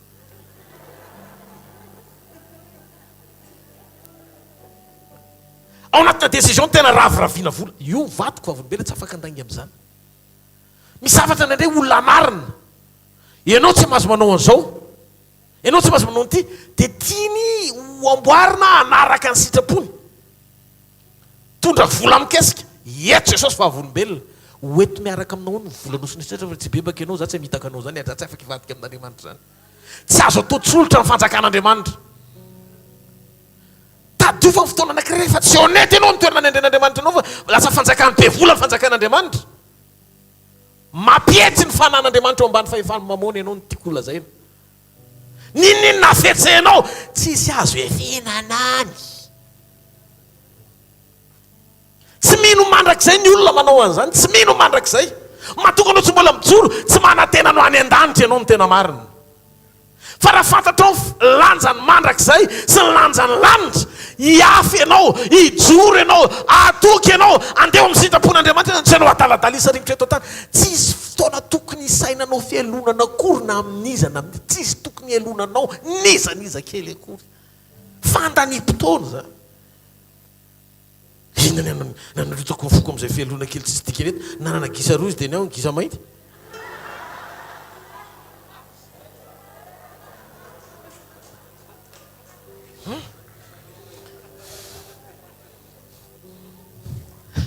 aloha zay ananany any ananany fa za manana an' Jesosy halleluia ny zavatra rehetra afaka mandeha rehefa mandeha halleluia fa Jesosy koreriny tsy mandao eo izy tsy mahareteka ao an'Andriamanitra halleluia tsy misy zava-bitanao sy natsanganao zany eto ambonin'ny tany ka ho any an-danitra miaraka aminao ninninina aza mpisaringotona sy malahelo fo eto zany ianao iresak'olona fotsiny sy fiainan'olona ny nandaninao fotoana misy dika n'le fosa matonga atao biby eny anaty alany fa tsy olona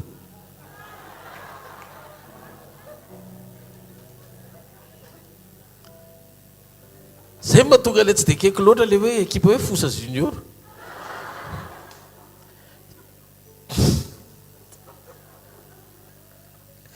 hitantsika Andriamanitra mba elatsiny amin'ny fosa junior fa mivavaka ho anareo mba miteny fotsiny amin'le fanoharina mikasika momba n'le zavatra mitranga satria misy zavatra tenenao lasa fosafosa fotsiny ao anao ny fiainanay dia jereno dia ohatrany ampiasainy debory inona koa zao ny resana an'izany zara vao manoko miresaka zavatra tsisy idirako zany fiainana zany mety ho soreny ianao fa aza mitonontonona ny amiko koa ny resaka fiainan'olona eto ambavaka any zay fantatrao aloha amen fa raha vao fanaratsian'olona tsy eo Andriamanitra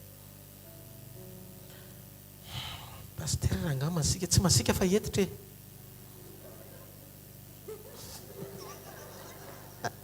alleluia ny planin'Andriamanitra dia ianao manahaka tanteraka an' Jesosy avereny hoe ianao io hoe ao amin'ny planin'Andriamanitra dia natao hoe anahaka an' Jesosy Jesosy vao mahita marary dia malahelo azy le marary mampalahelo anazy le marary manana fonena fo reto no ampiasain'Andriamanitra folo ampiasain'Andriamanitra. Tsy maintsy honena marary ianao voasitrana marary, vomeny fahasoavana manasitrana. Tsy maintsy honena mpanota ianao vao ampiasaina mpibebaka. Fa tsy ianao le pakalaza an'ireny zao ndray hoy nataony sady falifaly rino. Misy apahana fifaliana ao anatinao fa nanondrana le olona nieritreretinao hoe modely.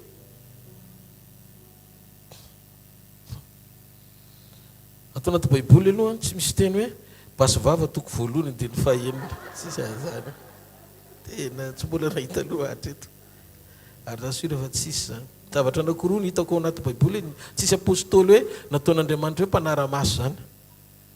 Io ny osotro manomboka androany dia mpanara-maso ny rehetrarehetra. Tsy mbola nahita zany koa. Ohatra hoe natsangan'Andriamanitra zany ohatra ny police de circulation le ny andalany reny. Manondro fotsiny hoe ary lalaka lefa tsisy mihitsy. Jamais izy mombanao hoe tsofa sifflet dia ny aminazy le tanana. Fa le tanana rehetrarehetra ny hafa foana. Dia zao nefa rehefa manondro ianao dia ohatran'izao. Ny ray makany amin'le tondronao tokony andehanana fa ny anankitelo verina any aminao. Ohatra loatra manondro fihinan'olona zany. Raha zay ianao mitandrina tsara. Atao avy amainina moa e. Romana toko avalana 7:20 ka hatramin'ny 7:30 satria izay fantany raha teo no nitendreny koa hitovy endrika amin'ny zanany mba ho lama toa amin'ny raha laha maro izy ary izay nitendreny sy nantsony koa ary izay nantsony no hamariny koa ary izay no hamariny no meny voninahitra koa hitanareo misy etape le izy tendreny aloha ianao hitovy aminy ao a izay vao tendreny antsoiny amen amarininy dia homeny voninahitra misy etape le izy aza maiky notondrony aloha mandana nefa tsy mitovy amin'ny akory manondrana ny mpandehanana any ianao tena azo antoko zany zavatra teneniko zany ary fantatro zany satria za koa efa mba nisy fotoana nanondrana verina atao amin'ny teny amin'izay a fona tompo ondrako ny adalany ety vitsy efa niondrakondrafana mibetsaka dia mivavaka tamin'Andriamanitra tompo fona aminao fa tena nanondrana kay tamin'ireny tsy maninona milaza anareo zany nefa tearina be fa lazainy olona hoe paster Rodolphe lehilahy n'Andriamanitra fa mpanondrana raha vao tsy eo amin'ny tenin'Andriamanitra ianao tsy mifototra ny fitiavan'Andriamanitra ianao mila fantsiny ianao zany ary ianareo efa nanahaka anay sy ny tompo izy Paoly satria nandray ny teny tamin'ny fahoriana be mba ny hafaliana avy amin'ny fanamasina hitanareo nareo izy Paoly nanahaka anay sy ny tompo aika i Paoly a tahoriana ny nitson'Andriamanitra azy dia mivavaka mafy mihitsy izy anintsana ny mahasôly azy fampitoetra n'le Paoly manahaka an' Jesosy. Deuxième point, ny antom-pisiana hoe eto ambonin'ny tany maha olombelona anao anahaka an' Jesosy. Zay le fahatelo. Alleluia. Ny Kolosiana toko voalohany 5:20 mbola manantotrantitra izany ny tompo. Alleluia. Kolosiana toko voalohany 5:20 amin'ny anaran'i Jesosy avy any Nazareta izy no endrika Andriamanitra tsy hita ny lama-toa talohan'izao rehetra zao. Andriamanitra tsy hita fa izy no endrika Andriamanitra tokony ho tafany. Ary talohany naharinan'izao tontolo zao Andriamanitra dia efa tao am-pony no nahafatsika an' Jesosy zanany. Amen. Ary Andriamanitra tsy nanao tsika ho Andriamanitra. Ty fampianarana ty tena diso. Tena diso. Andriamanitra tsy nanao anao ho Andriamanitra. Satria le fitovian'endrika amin'Andriamanitra io lay endrika tranainina amin'ny tahany devoly ny olombelona tamin'ny alalany nakany fanahany eva. Andriamanitra tsy nanao ny olona ho Andriamanitra. Satria rehefa ianao manandra-tena ho Andriamanitra eo dia manomboka hiteny amin'izay ianao hoe any aminao zao ny baolina fa tsy any amin'ny tompo intsony. Tsisy baolina mandeha raha tsy ny tompo mitondra azy. Satria zao no fanontaniana napetrako aminao. Tsika tsy Andriamanitra tsy Andriamanitra kely akory. Fa raha Andriamanitra tsika nahoana ianao mbola tsy mahavaovany olona anao samy rery. Nefa ianao Andriamanitra. Andriamanitra tsisy problème zany. Andao tsika hijery ny réalité ny biblika sy ny fahamarinana ny fitondran'Andriamanitra. Manino tsika mila ny fanampian'Andriamanitra? Tsy Andriamanitra no moa mila fanamasina ao anatinao. Ary ny fanahan' Jesosy no ao anatin'ny olona. Zay le fanamasina ao anatin'ny olona. Noho izany manindry tena fa tsy Andriamanitra. Aza manandra tena ho Andriamanitra. Zany mahatonga ny fanahany Antikristy. Manomboka milaza ny teniny amin'izay rehetrarehetra hoe izy ny Kristy. Satria nampiasain'Andriamanitra. hitanareo ny fampiasan'Andriamanitra tsy ny eloava ny toe-panaraka an'Andriamanitra dia mivily lalana manondro tena atonga no tafasaraka amin'Andriamanitra mandrakizay. No zany tsy ny fanomezana ny tanjony fa ny vokatra ao anatinao ahafahan'Andriamanitra mahazo aina miaraka aminao mandra-piaviny. Ny tahiry ianao vokatry ny fanahy fa tsy ny fanomezany fanahy. Satana nyteny tamin'ny Adama sy Eva tao amin'isa hoe mihinanareo fa raha vao ihinanareo dia ho tahaka azy amin'izay zay nareo vao hitovy aminy. Laingantotry ny devoly io laza fa Andriamanitra ianao. Andriamanitra tsy niteny hoe toko Andriamanitra nareo fa izy hoe aoko masina nareo. Matoa no mbola teny hoe aoko masina mbola tsy Andriamanitra ianao zany fa Andriamanitra efa tanteraka amin'ny famasinana. Tsy maharetehaka ao an'Andriamanitra. Halleluja. Midika fa isika dia mila miaina ao anaty fahamarinana, manaiky tsika fa tsy fitiavatsika le ao anaty zay le manofo atsika. Zay no mahatonga anao mbola atake amin'ny fitiavana. Nandray ianao tady hitondra n'le fitiavany Adama fa tsy te hiaino amin'le fitiavany Adama faharoa. Manany ianao amin'ny fitiavan'i Jesosy. Galatiana 5:2-7 efa itsika tsenjeny zay ndrera vokatra. Avereny hoe vokatry ny fanahy io e. Zereo masokaiky no vokatry ny fanahy hoe. Tsy maintsy vokatry ny fanahy hoe raha teo any an-danitra. Manana faharetana, manana famelan-keloka azo raisina, azo ny hafekinana. Ao ko tonga fiainanao ny fiainan'Andriamanitra, ny fiainan'i Jesosy sy zavatra nataony rehetra. Ny tarafana anao tsy ny toroteninao fa ny fonao mamelaelika. Ny tarafana anao tsy ny zavatra tsara tarebe alahatra ao fenao mahay mampangina amin'ny vavanao. Amin'ny fotoana tsy tokony hitenenao so hiteniteny foana ianao. Ny réaction no mamaritra ny ao anatinao. Amen. Mafaly an'Andriamanitra tsy manana fifaliana mihoatra noho izao dia ny andrenesako fa mandeharaka amin'ny fahamarinana zany afaka tsy nampiasaiko goavana be. Fahamarinana mafaly an'Andriamanitra, fitiavana mafaly an'Andriamanitra, fandeferana mafaly an'Andriamanitra, fanetretenana mafaly an'Andriamanitra, faharetana ny mafaly an'Andriamanitra. Hitanareo amin'izay ny fatra amin'ny fitombona dia tarafina amin'ny fahaizanao mamoaka amin'ny vokatry ny fanahy ara-potoana. Ara-potoana. Ianao olona mpamela heloka be, tsy mpijijy heloky ny afo zany ianao.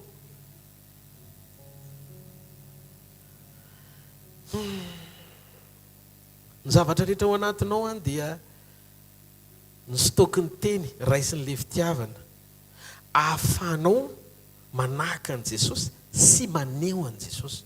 Hafa ny fanehoana an'i Jesosy, hafa ny fanahafana an'i Jesosy. Misy fotoana Jesosy ny fitahan'ny olona, nga tsy fantatrareo zany, Jodas zao namitaka azy ohatra faran'izay akaiky. Misy fotoana izy ankalain'ny olona, ny mpianany mihitsy ny ala rehefa nampianatra izy satria ohatry manindrona be anazy fa tsy zakany. Tsy zakan'le mpianatra le zavatra nolazainy. Nalaina fanahy koa izy tany anefitra. Fa maninona navelan'Andriamanitra zany nefa zanany. Fa maninona navelan'Andriamanitra zany nefa zanany. Ny antony dia tsotra. Tian'Andriamanitra ho reseny ireo mba ahafahany mampandresy anao koa. Andriamanitra, fantatry Andriamanitra ny fa isy hanafika anao aty aoriana. Fa ireo zavatra manafika anao rehetrarehetra ireo dia lalana hamaritana ny fatran'ny fitombonao miaraka amin'ny fotsiny. Ahoana le izy? Andriamanitra dia te hifantoka ara-pifandraisana aminao sy ara-piomborana aminao amin'ilay fahatsarany ao anatinao. Noho ilay fiainana ety ivelany mapety anao. Ao amin'ny fahasarotana sy fahateren'Andriamanitra ny te amboatra anao amoaka n'ilay toetra tsara ny afina ao anatinao. Zany hoe ireny zavatra rehetrarehetra navelon'Andriamanitra hitranga ireny navelany fa tsy hoe avy aminy. Navelany hitranga mba ahafahany taratra ny fahaizanao mamoaka n'le toetra tsara zay efa nataony ao anatinao. Zay mahatonga n'le fitiavana nampidininy ao anatinao mba ahafahanao mitsika ao anaty fahakalana. Misy mahakalana ve anao mitsika fa tsy hoe vao misy zavatra kely ny réaction vao onohono fotsiny onohono tonga dia miakatra ny tambavy sy ny finanana sakay pilokely.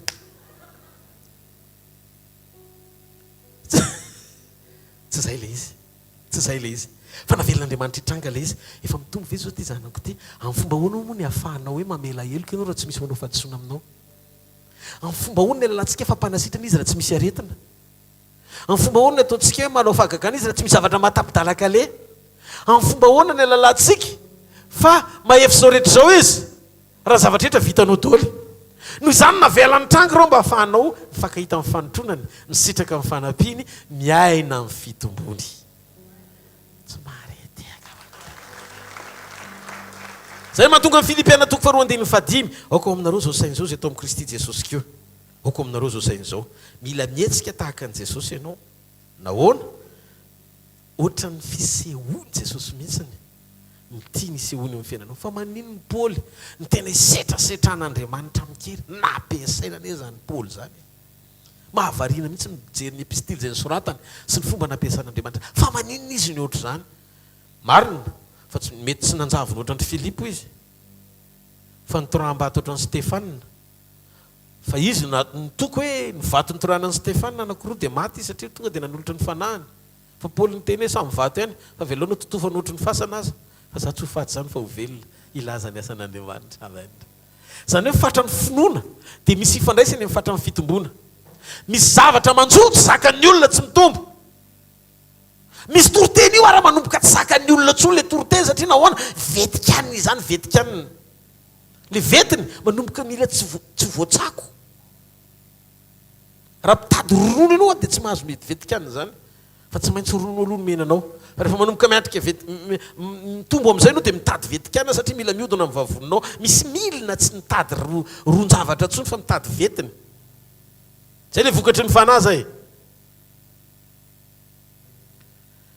misy kalitao anankisivy ao maneho ny image parfaite de Jésus zany hoe tena tonga dia maneho ny fatanteran'i Jesosy ao amin'ny ara-panana ampidian'Andriamanitra ao anatinao mila tonga olona feno fitiavana tahaka an'i Jesosy ianao tsy séminaire ny apiditra an'izany ao anatinao averiko aloha tsy séminaire ny apiditra an'izany ao anatinao tsy traikefa tsy osotra fa communion fafantarinao ny révélation ny communion zay amaritra ny fiakofanao sy amaritra ny vavakao ary amaritra ny fiasan'ny teny fiainana ao anatinao mila mianatra tsika manomboka androany nyty fantarisy aromaso akaiky ny fitombonao any le afatra androany aromaso akaiky ny fitombonao ahoana ny anarako maso tsy zavatra rehetra ny lavinao dôly misora zany mahatonga ny olona anankiray vao mitarainy Paoly toy izy Andriamanitra ampianao ny fahasoavako ao amin'ny sekoly ny fahasoavana ianao manovo amin'ny fanosorana mpianatra anao ny marina rehetra ahafahanao mitombo amin'ny fitiavana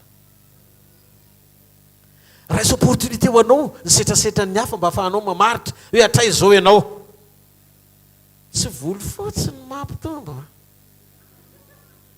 misy olona fotsy volo fa mihaina ohatry ny 5 taona anareo tsy mahita n'ireny le hoe olona efa fotsy volo efa antitra izy mbola manao queue de cheval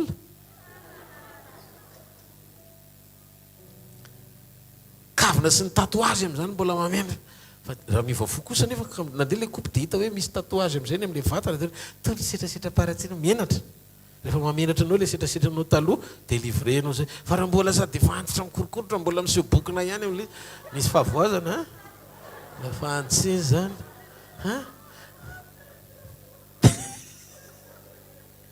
mila miovitsika sady zany mila miovitsika mianatra amin'ny tian'Andriamanitra mitombo amin'ny fahalalana an'Andriamanitra ataovy amen manahaka an' Jesosy tsara mitoetro mahatoky fidèle amin'Andriamanitra zay ianao vao tonga amin'ilay teny hoe discipula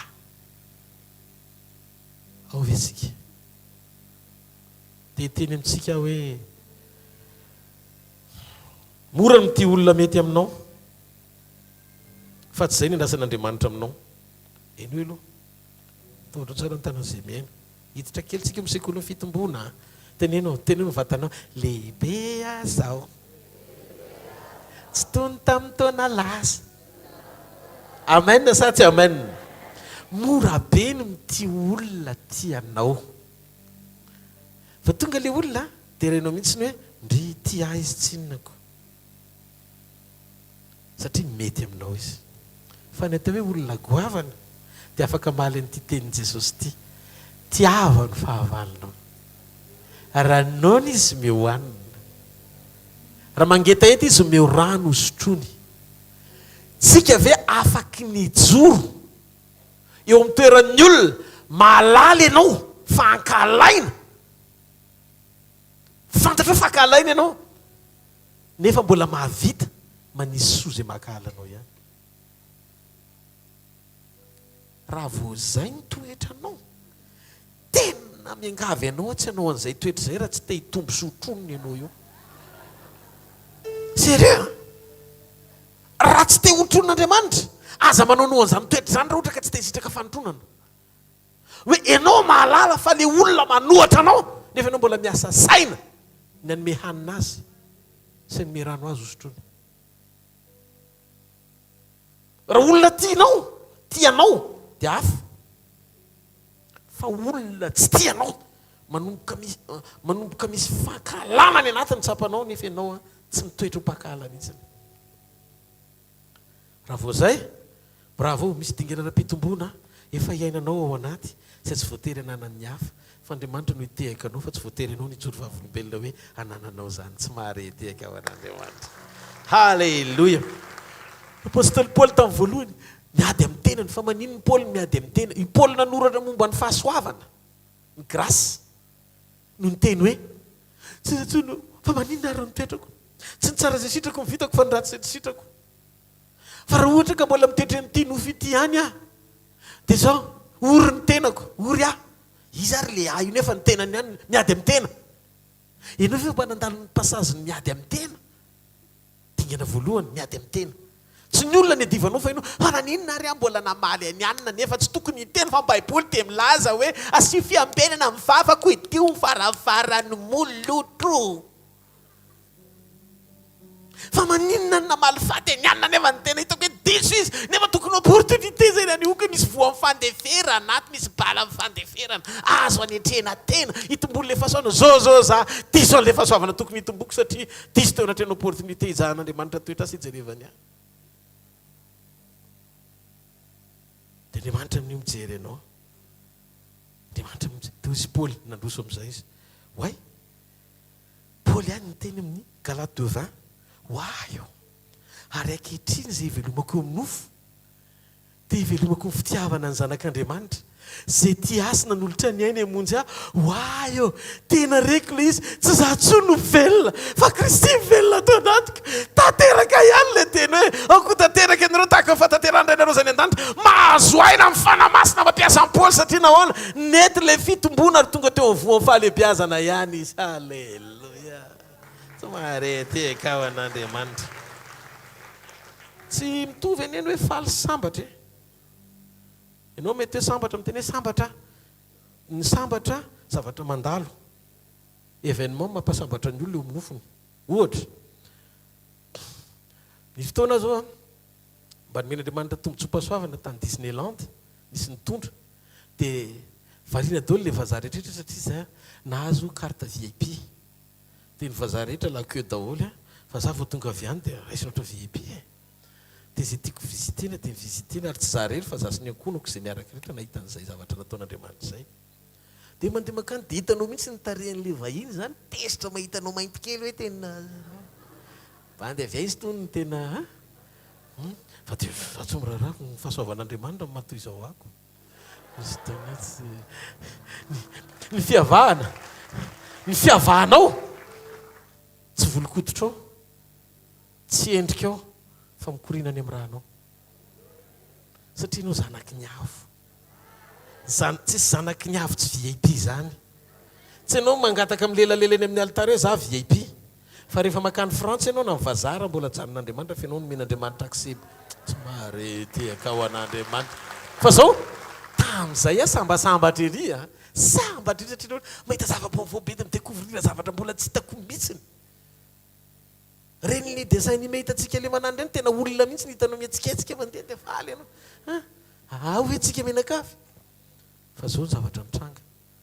Voaka avy ao hiditra any amin'ny parking raha ohatra ka ataontsika hoe mety hoe nandoha be na ohatrohatr'izany ohatra fa za aloha nahita fity tamin'izay. Dia mety hiverina indray le alahelo fa tezeraka hoe laha ny vola dia andeha hody indray. Na mety avy nitseny io na mety avy nakay izy io dia mety hisy zavatra ohatr'izany ny azo midika an'izay. Ny fahasambarana mandalo fa ny fifaliana vokatry ny fanahy. Vokatry ny fanahy ny fifaliana. Ao ve tsika ko ny fifaliana dia tsy mitovy amin'ny asambarana. Ao anaty fifaliana no amaritra n'le karazam-pahasambarana. Na le izy ara-panahy le fahasambarana, na ara-nofo le izy.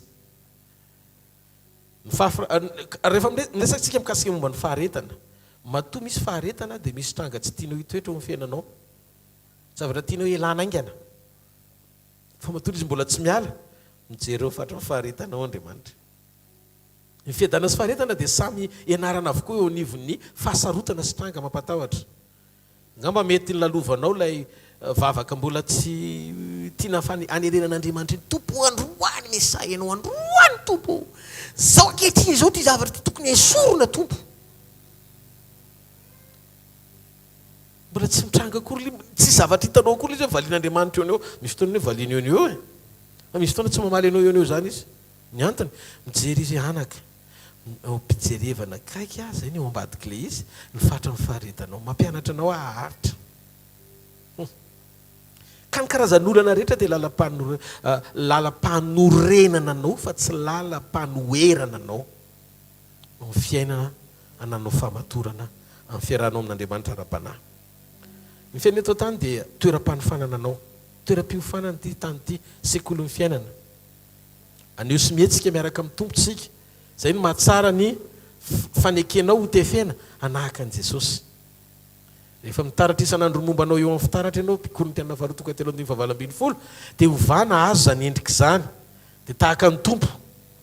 Atonga anao ity sy joro ao amin'ny sitrapony, anahaka azy. Reny ny endrika tena hoe amantarina ety ivelany. Fa zanak'Andriamanitra ianao, hitan'ny hoe zanak'Andriamanitra satria nahoana be fitiavana, manetry tena, tia mizara fiainana ho an'ny hafa. Ka ny hoe mitombo ianao dia mandresy tsara ny ao anatinao rehefa manomboka miseho Kristy amin'ny alalanao. Rehefa manjaka eo amin'ny fiainanao izy, fitaovany masonao, sainao, zany hoe fiaino Andriamanitra ianao. Misy tandrona tsara ao ambadiky zavatra rehetra. Reny olany reny aza vela hoe reny no manina zay le ira-body kely teo. Anehoana an' Jesosy le izy. Teseho Andriamanitra. Ndao tsika bravo aloha le hira teo misaotra body ihany nanao an'iny aloha. Amen. Le izy misedra, misy zavatra mitranga fa mivoaka mpandresy ianao. Azonareo ve le zavatra tiako tenenina, tiako zaraina androany, ianao ivoaka mpandresy. Tsy ampaninina anao io. Tia nitombo ianao. Atao ve tia nitombo ianao io e? Tsisy olona tonga any amin'ny fahanterana zany raha tsy mitombo. Ary mampime, raha ohatra ny nifinao efa misy banga nefa ianao mbola minono foana.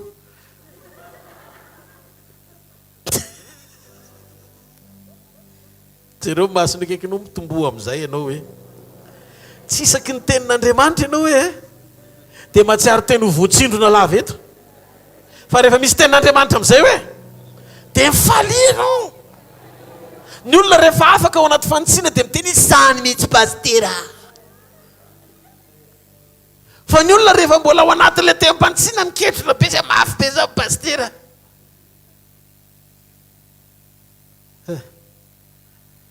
Rehefa manomboka mitombo ianao dia men'Andriamanitra anao koa le fatra ny finoana mahatantisedra fa tsy mora miala. Eo amin'izay no ahitana hoe lehibe tokoa izy. Fahaefatra farany dia mamboatra ho amin'ny fanompoana azy Andriamanitra.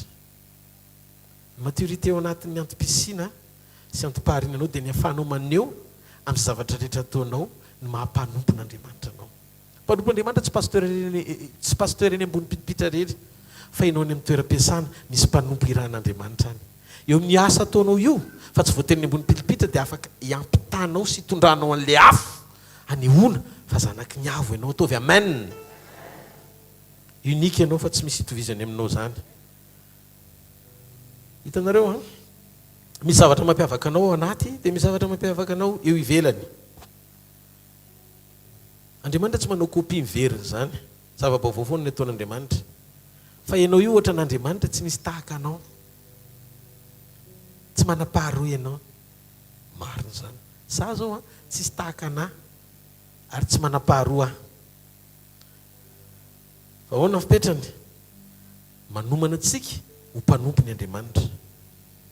Misy ny atao hoe D, misy ny atao hoe S, misy ny atao hoe C, misy ny atao hoe P, misy ny atao hoe E eo amin'ny fiainanao.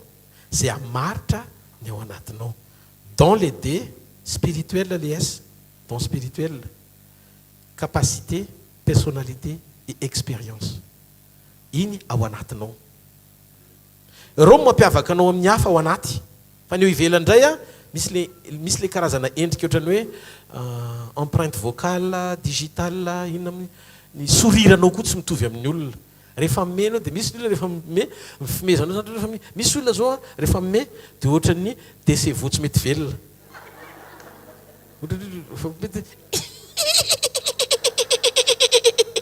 nefa me izy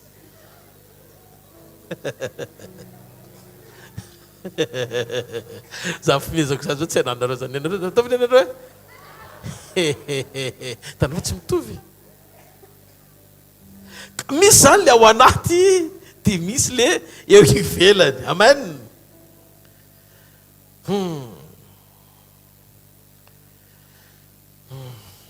misy zavatra ataonao sahirana be mihitsy ny hafa nefa rehefa enao io mora kely le izy dia ny hafa mitazana anao hoe fa maninona ry izy tena mora kely amin'izy nefa za efa tena mandeha hatramin'ny lohako mihitsiny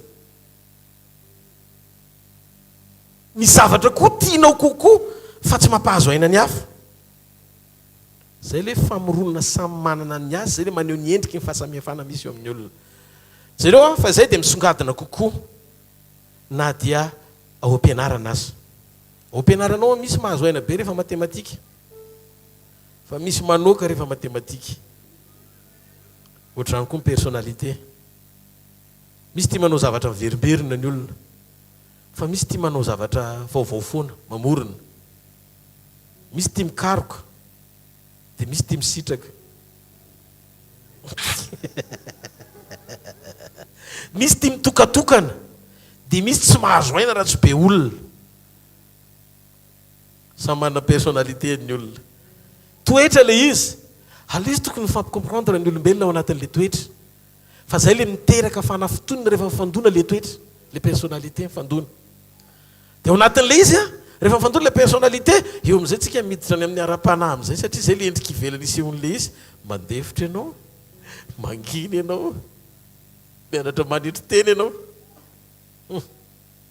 ilaina nefa io fahasamihafana io any amin'le fomba fijeren'Andriamanitra ny ijerevantsika azy satria mampitombo anao zany ahafahanao manahaka an' Jesosy raha isotraika efa ho anao avokoa ny fiainana sy ny zavatra lalovanao rehetra fa Andriamanitra efa niteny raha vo ny fitiavany fotsiny tena miorina sy tafatoetra ao anatinao ny zavatra rehetra miara-miasa soa zay tian'Andriamanitra io traika efa maharary anao ny fiainana eo amin'ny nofo dia lalina mpitombo anao ara-panahy io misarika amin'ny fifantohanao ilay izy hiankina sy hitodika amin'Andriamanitra tanteraka satria misy fotoana anankiray tsy azon'ny olona zay verinao fa tianao hisoloana toerana anao fa tsy maintsy ianao sy Jesosy rery zay nandalo an'izao mahafantatra an'izany tsara mety tsy azonao veroka ny traika efa maharary lalovanao io fa lalana amola volan'Andriamanitra anao io mba hahafanao mioro no mpanompo mahatoky azy tsy maharetehaka ao an'Andriamanitra misy mifanompona fa tsy voatery ho pasteur dolo tsika menakavy fa misy toerana ny andren'Andriamanitra tsika fa tsika maneho fanompona ny hafa ary tadidio fa ny ampisitsika iombonana dia velona ho an'ny hafa foana any an-danitra mbola manompo an'Andriamanitra tsika any fa atandremo ka rehefa manao soa tsika mety amin'ny hafa ny zavatra ataonao na tsy mety amin'ny hafa ny zavatra ataonao dia ataovy azy antoka fotsiny hoe mety amin'ny tompo le izy sady ho an'ny tompo ny anaovanao azy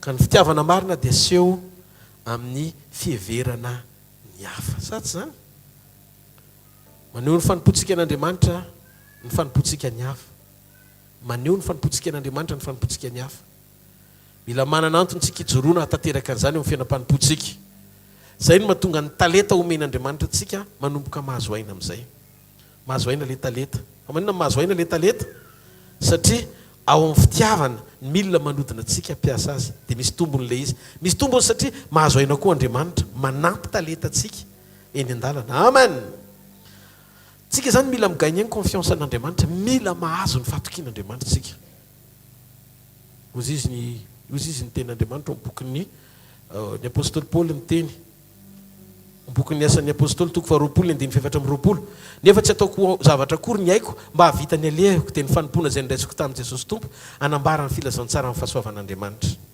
Sika dia manana afatra manokana. Ianao manana afatra manokana tian'Andriamanitra hoentinao. Ina ny jorotsika ao amin'ny planin'Andriamanitra sy ny planin'Andriamanitra ho antsika satria sika manana zavatra manokana avy amin'Andriamanitra tiany ho tanterahantsika eto ambonin'ny tany. Tsara Jesosy aza mivelovery fotoana ianao fa sokafony ny ao anatin'ny fonao ray manontolo mba hahafahanao manana ny identité anao. Mety misy fotoana ianao sain'Andriamanitra mihain'olona. Misy mpampianatra tsara omen'Andriamanitra eo anoloanao. Fa misy fotoana Andriamanitra mitarika sy mampiofananao reny olona ireny mba hahafahanao mamoaka le tena ao anatinao. Satria misy zavatra manokana nananao tsy ananan'izay mpampianatra anao sy ny olona manodidina anao, zay no mampiavaka anao. Dia rehefa tonga amin'izay tanjon'izay ianao, zay no maharatsy an'ilay hoe tsy maintsy ohatrany hoe miankina foana ianao na mahafantatra hoe zao ny zavatra. Zao no izy misy dingana ametran'Andriamanitra zay olona napetrany eo anoloanao. Fa ianao io manana antony manokana ho anao Andriamanitra zay tsisy idiran'ny hafa mihitsy. Ary rehefa tafavoaka amin'izay ianao dia natao ho tadiavina amin'izay ianao io. Alleluia. Zay mahatonga ny tompo miteny tsy hoe makanesa any pasteur Rodolphe fa izy makanesa ty amiko. Ianareo rehetra zay miasa fatra sy mavesatretana fa za no anomenareo fitsarana. Hoentiny ziogako fa maivana. Menara amiko fa malemy fanahy sady tsy miavina po dia hita fitsarana ho amin'ny fananareo ianareo. Fitsarana ara-panahy dia ao anatin'ny toetra malemy fanahy sy tsy miavina ampo. Hitanareo verina any foana. Ary io ny problema ngeza be. Aza adino fa raha vao malaina ny anitsy toetra ianao satria misy fahazarana. Io ny fahazarana. Problema eto ambony tany resaka fahazarana fotsiny. Fa rehefa voafenao ny fahazarana dia miala amin'ilay fahazaran-dratsy ianao fa manomboka manazatra amin'ny fiainanao amin'ny tsara. Misy zavatra zay dia tena misalobona be. Ianao tsy mety manaiky diso. Sady tsy manaiky mifona, za tsy hibebaka zany. Ianao misy misafidy an'ilay. Hitako mbola mety ty. Misy zavatra be dia be rehefa mandeha le point zany dia ratsy koa ianao zatra manintsy ny hafa foana dia tsy ampifandany tena intsony. Mampianatra be loatra ianao dia fantatrao ny zavatra mety sy ny tsy mety dia ohatran'ny tsy hitanao intsony ianao mihitsy anie le tian'Andriamanitra ho amboariny. Fa ny hafa foana koa ny teniteneninao sy jorojoroanao io hainao manitsy azy. Zany rehetrarehetra zany ilana hidirana ao anatin'ny garazin'ny fandinitena sy vavaka. Tsangany ny taman'izay mianao. Fa zao ny zavatra mahafinaritra. Varavarana tokana ihany misokatra ao antsika rehetra. Ary zay varavarana zay tsy katona mandram-piveriny. Jesosy Kristy avy amin'ny Nazareta. Manatony ianao an' Jesosy androany. Mandiny teny eo amin'ny toerana misy ianao. Mety marary ny zavatra nizaraiko taminao. Misy fahazarana efa niainanao hatramin'izay. Tena mitsotra aminareo fa ty toetra ty zao ohatra. Toetra faran'izay kely fa mpahazo ny olombelona rehetra. Rehefa misy zavatra mahazo ny olona tsy dia tianao ka misy problème misy. Dia ohatry mifaly zany ny aomponao dia miteny ianao hoe io le fanapozy fa nataony ihany natonga ny ohatr'izay. Mody mivavaka fotsiny ianao fa misy fona mpamosavy tokony delivrena ao anatinao. Fona mpamosavy zany. Raha zany tsy voafafa ao anatin'ny fiovana dia ampivoakalina anao zany amin'ny herinandro. Azy dareo fipetraka izy faly amin'ny fahavoazan'ny hafa. Raha mbola izay ianao na pasteur, na olona tsotra, na mpivavaka, na mpino, nizaniza toerana misy ianao, ibebao fa tsy akasitran'Andriamanitra zany. Angatao ny fanamasina. Rehefa mitoetra ny fitiavana dia afaka daholo zany zavatra rehetrarehetra zany. Mitsangany eo amin'ny toerana misy antsika tsirairay avy. Angatao Andriamanitra. Tompo, mifoko eto anatrianao androany. Melohan'ny ombonako latabatra aminao dia tiako tompo raha voafafa tanteraka izay zavatra tsy nambolenao rehetra atao anatiko. Marina fa maneho aminay mandrakariva ianao ny herin'ny sandrinao sy ny tananao mahagaga. Ny famindraponao mahatoky fantatra fa vitanao zany. Fa androany tompo, tiako ny toetra sy fakahita amin'ny fahamarinana. Mba hiainako zany fahamarinana zany. Ny fahako miombona tanteraka aminao. Anome lanja ny fisianao ato anatiko. Fa ny antony fiombona antsika Jesosy io. Za tsy maintsy mietry fa ianao tsy maintsy mitombo misandratra. Za tsy maintsy miena fa ianao tsy maintsy mitombo ato anatiko. Tompo amin'ny alalan'izao fandraisana izao, atao fantsona anankiray atateraka ny fiombonatsika ho mandrakizay zao fotoana zao. Tombo-kase mpanovanany ao anatiko ray manontolo iombo-piainana aminao. Tsy ho nofinofo intsony ny fandeferana, fanetretena sy ny fitiavana, fa ho fiainana andavanandro mahazatra mba hafahako miombona amin'ny fanotronanao mandrakizay. Teo isan'izay ifakahita aminao a Jesosy amin'ny fotoana iverenanao. Raha neno ny trompetra dia mifaly amiko ianao. Mino koa fa tsiray avy eto dia tahaka izany Jesosy. Ty tany ty fandalovana ihany fa tsy mba honenana mandrakizay. Fa ny zavatra rehetra lalovana ny tany dia ho fanorenana ny momba anay manontolo ihany koa. Mba ampianarana androany. Iaina sy atsapa fandinytena foana ao anatin'ny fonay. Iombona anay amin'izany fahamarinana izany mandrakizay. Amin'ny anaran'i Jesosy. Amen. Jesosy tompo tamin'ny alazena madina azy dia nandray ny mofo. Rehefa nisaotra izy dia nivakiny dia hoe tia ny tenako izay vakina ho anareo. Zao natao voafahatserovana misora azy.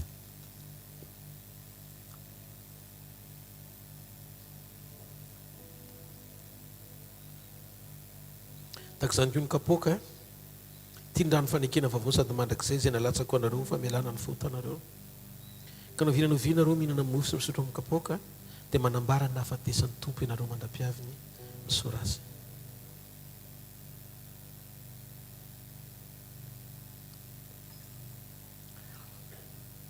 Mikorina ao anatinao ny rano famelan-keloka izay manambara fa voavelany elokao. Ary tafatoetra ao anatinao ilay fitiavana mikorina mitondra famelan-keloka koa ahaizanao mamela ny hafa. Ny vavahady teneno Andriamanitra amin'izay faniriana omponao ara-panahy tianao anjakany eo amin'ny fiainanao. Misy fotoana indraindray tena renao mihitsy ny hoe le ratra tamin'ny lasa reny tambesatra be dia lasa zatra ianao mampirehefitr'olona foana. Angatao Andriamanitra androany, tompo hovay tena ohatrany hoe tsy mahakasika atsony ny zavatra rehetra. Ataovy tena tahaka amin'ny fonao foko ka na zay nanindrona anao ara dia mbola velanao eloko. Dia rehefa tezitra ianao tenenina dia miteny ianao Jesosy izany fa tsy za tsy maintsy tanteraka ohatran'i Jesosy ianao fa tsy mety.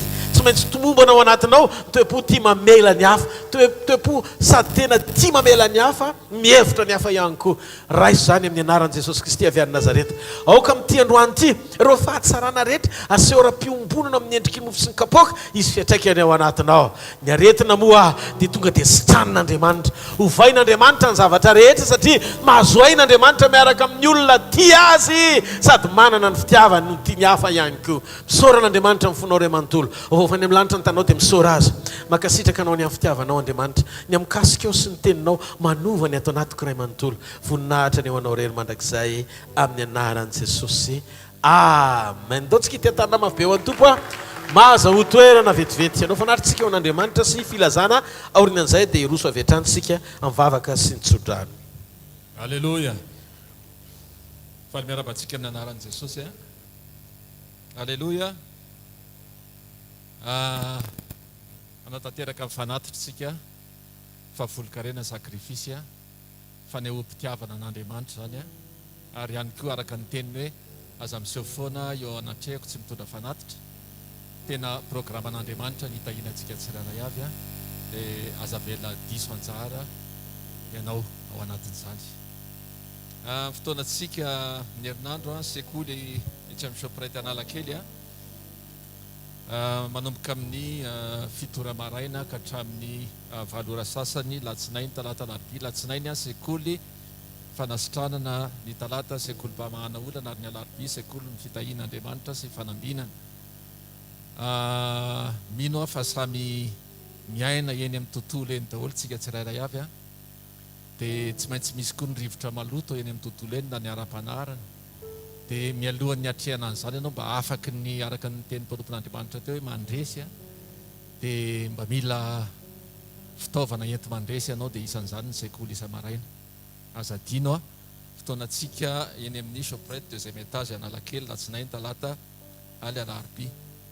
Ny zoma dia eto ny fotoanantsika amin'ny 4 ora. Sabotsy kosa dia tsy misy amin'ny heriny noho ny amin'ny fandaminana, tsy misy eto ny fotoana fa mikambana zoma zany ny fotoanantsika dia ararotsy zany rehefa tsisy sabotsy dia mba miezaka tsika zoma tongeto. Misy ihany koa ny croisade izay atao any Antsiromandidy. Dolo tehaka mafy tsika ho an'ny tompo afaka miorakoraka koa ianao raha te iorakoraka mafy ho an'i Jesosy a. Alleloia. Amin'ny 2 sy 7 volana avrily any Atsirony Mandidy ny fotoanantsika. Dia eto amin'izao tontolo izao moa le hoe le 1er avril mandainga. Teneny aloha no akaikinao hoe tsika tsy mahazo mandainga hoe a tsisy lainga masina zany hoe fa ny 2 sy 3 avril tsika hoe a aneo ny tena fahamarinana. Amen. Ilaza marina tsika amin'ny 2 3 avril dia ndao tsika hiaraka ho any. Aorianan'ny fotoana rehefa avy eo any dia mijanona daholo ny sampana rehetra. Dia manentana manokana antsika tsirairay avy izay mbola tsy ao anatin'ny sampana. Araka ny tenen'ny mpanompon'Andriamanitra teo hoe tsika dia nateraka hitondra hafatra ho an'ny hafa. Zay ilay izy teo a. Dia ianao hitondra hafatra ho an'izy. So dia hipetraka eto fotsiny dia hiandry hafatra foana.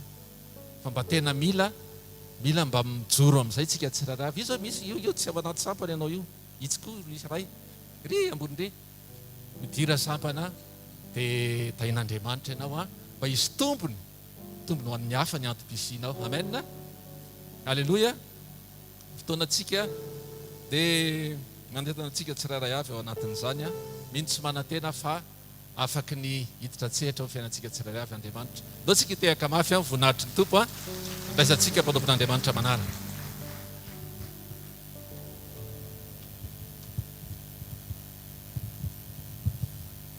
Ndao tsika hiaraka iorakoraka sy tehaka mafy a ho an'i Jesosy dia eo am-pitsanganana hiderantsika an'Andriamanitra ny amin'ny zavatra rehetra izay nataony teo amin'ny fiainantsika.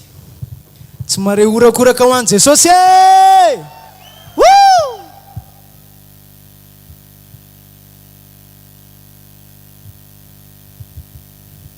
Dia rao amin'ny fonao rehetra izy a amin'ny fifaliana no hiderantsika an'Andriamanitra androany. Asio hoe amin'i Jesosy fa tena faly ianao a satria niteny tao aminao izy androany. Alleluia.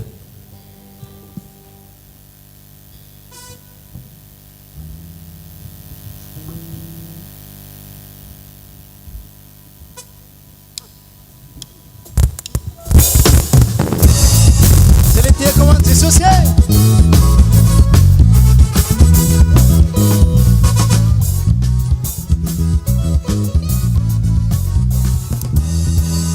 Sombretta mamãe faz aie e cena de soce sombretta mamãe faz aie e cena de soce sombretta mamãe faz aie e cena de soce sombretta mamãe faz aie e cena de soce tem uma faço de tilar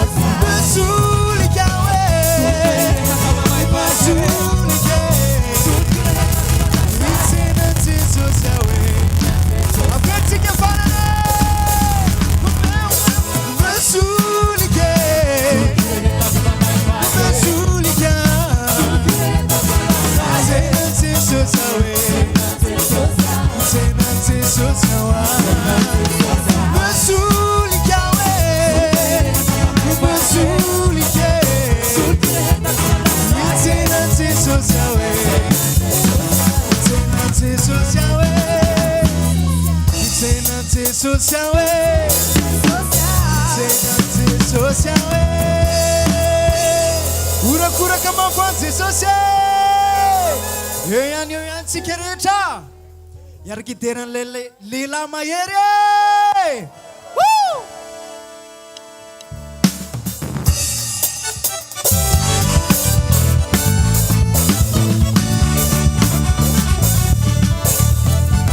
sy urakoraka mampany jesosy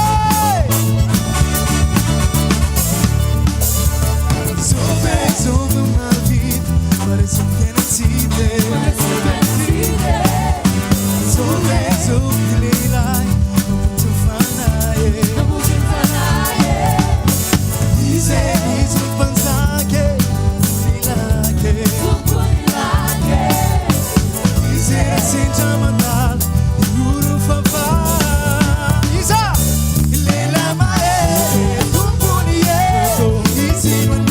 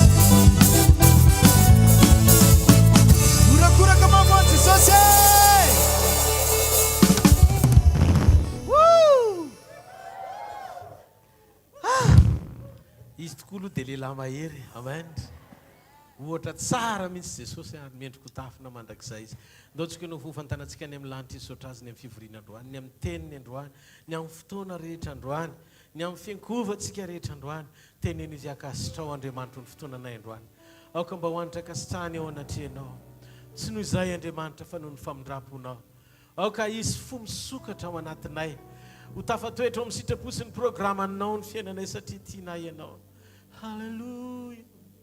Misaotra Jesosy. Haleluya. Sotra tompo. Sotra tompo tamin'ny fotoana androany. Sotra amin'ny fanatrianao, sotra amin'ny fitiavanao, sotra amin'ny fidiranao an-tsehatra, sotra amin'ny famindram-ponao lehibe. Zay tena reko Andriamanitra fa namanginao ny fony tsy ray avy zay tonga teto androany. Sotra mikasika. Mandren'Andriamanitra androany mikasika fiainan'olona. Hitako misy tanana nanivaka zay androany. Tena mikasika sy manongotra zay tokony hongotana rehetra. Mamorona zay tokony foronona, mampitoetra zay tokony hampitoerana. Hikarakarana amin'ny fiainanao. Ny fonao ny ao anatinao ray manontolo. Mahita an'Andriamanitra fa tsy azo nizaniza sakanana tsy hitanao zany. Ny atsipiripiainanao ray manontolo, ny fanahinao, ny ainao, ny tenanao, amangy anao manokana ao anatin'ity fivorian'ity Andriamanitra. Misora azy ny fonao manontolo. Haleluya. Mobisiva ety irikutu anao ritubube fitipanao wisaure Jesus ifuklasanao ray malalo ifuklasanao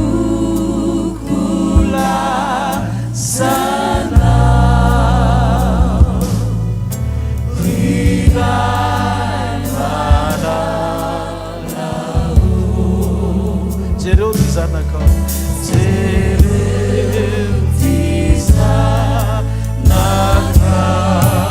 Isau nyaturaka minau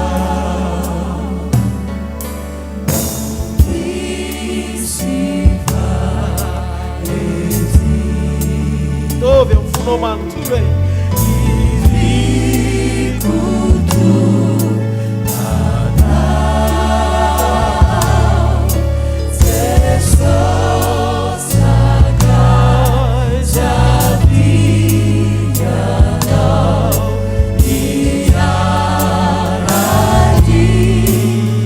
Tenemos fuktia now Jesus. Hallelujah. Fuktia now. Ubeua zaka. Se atacar que não. Se atacar loucura não.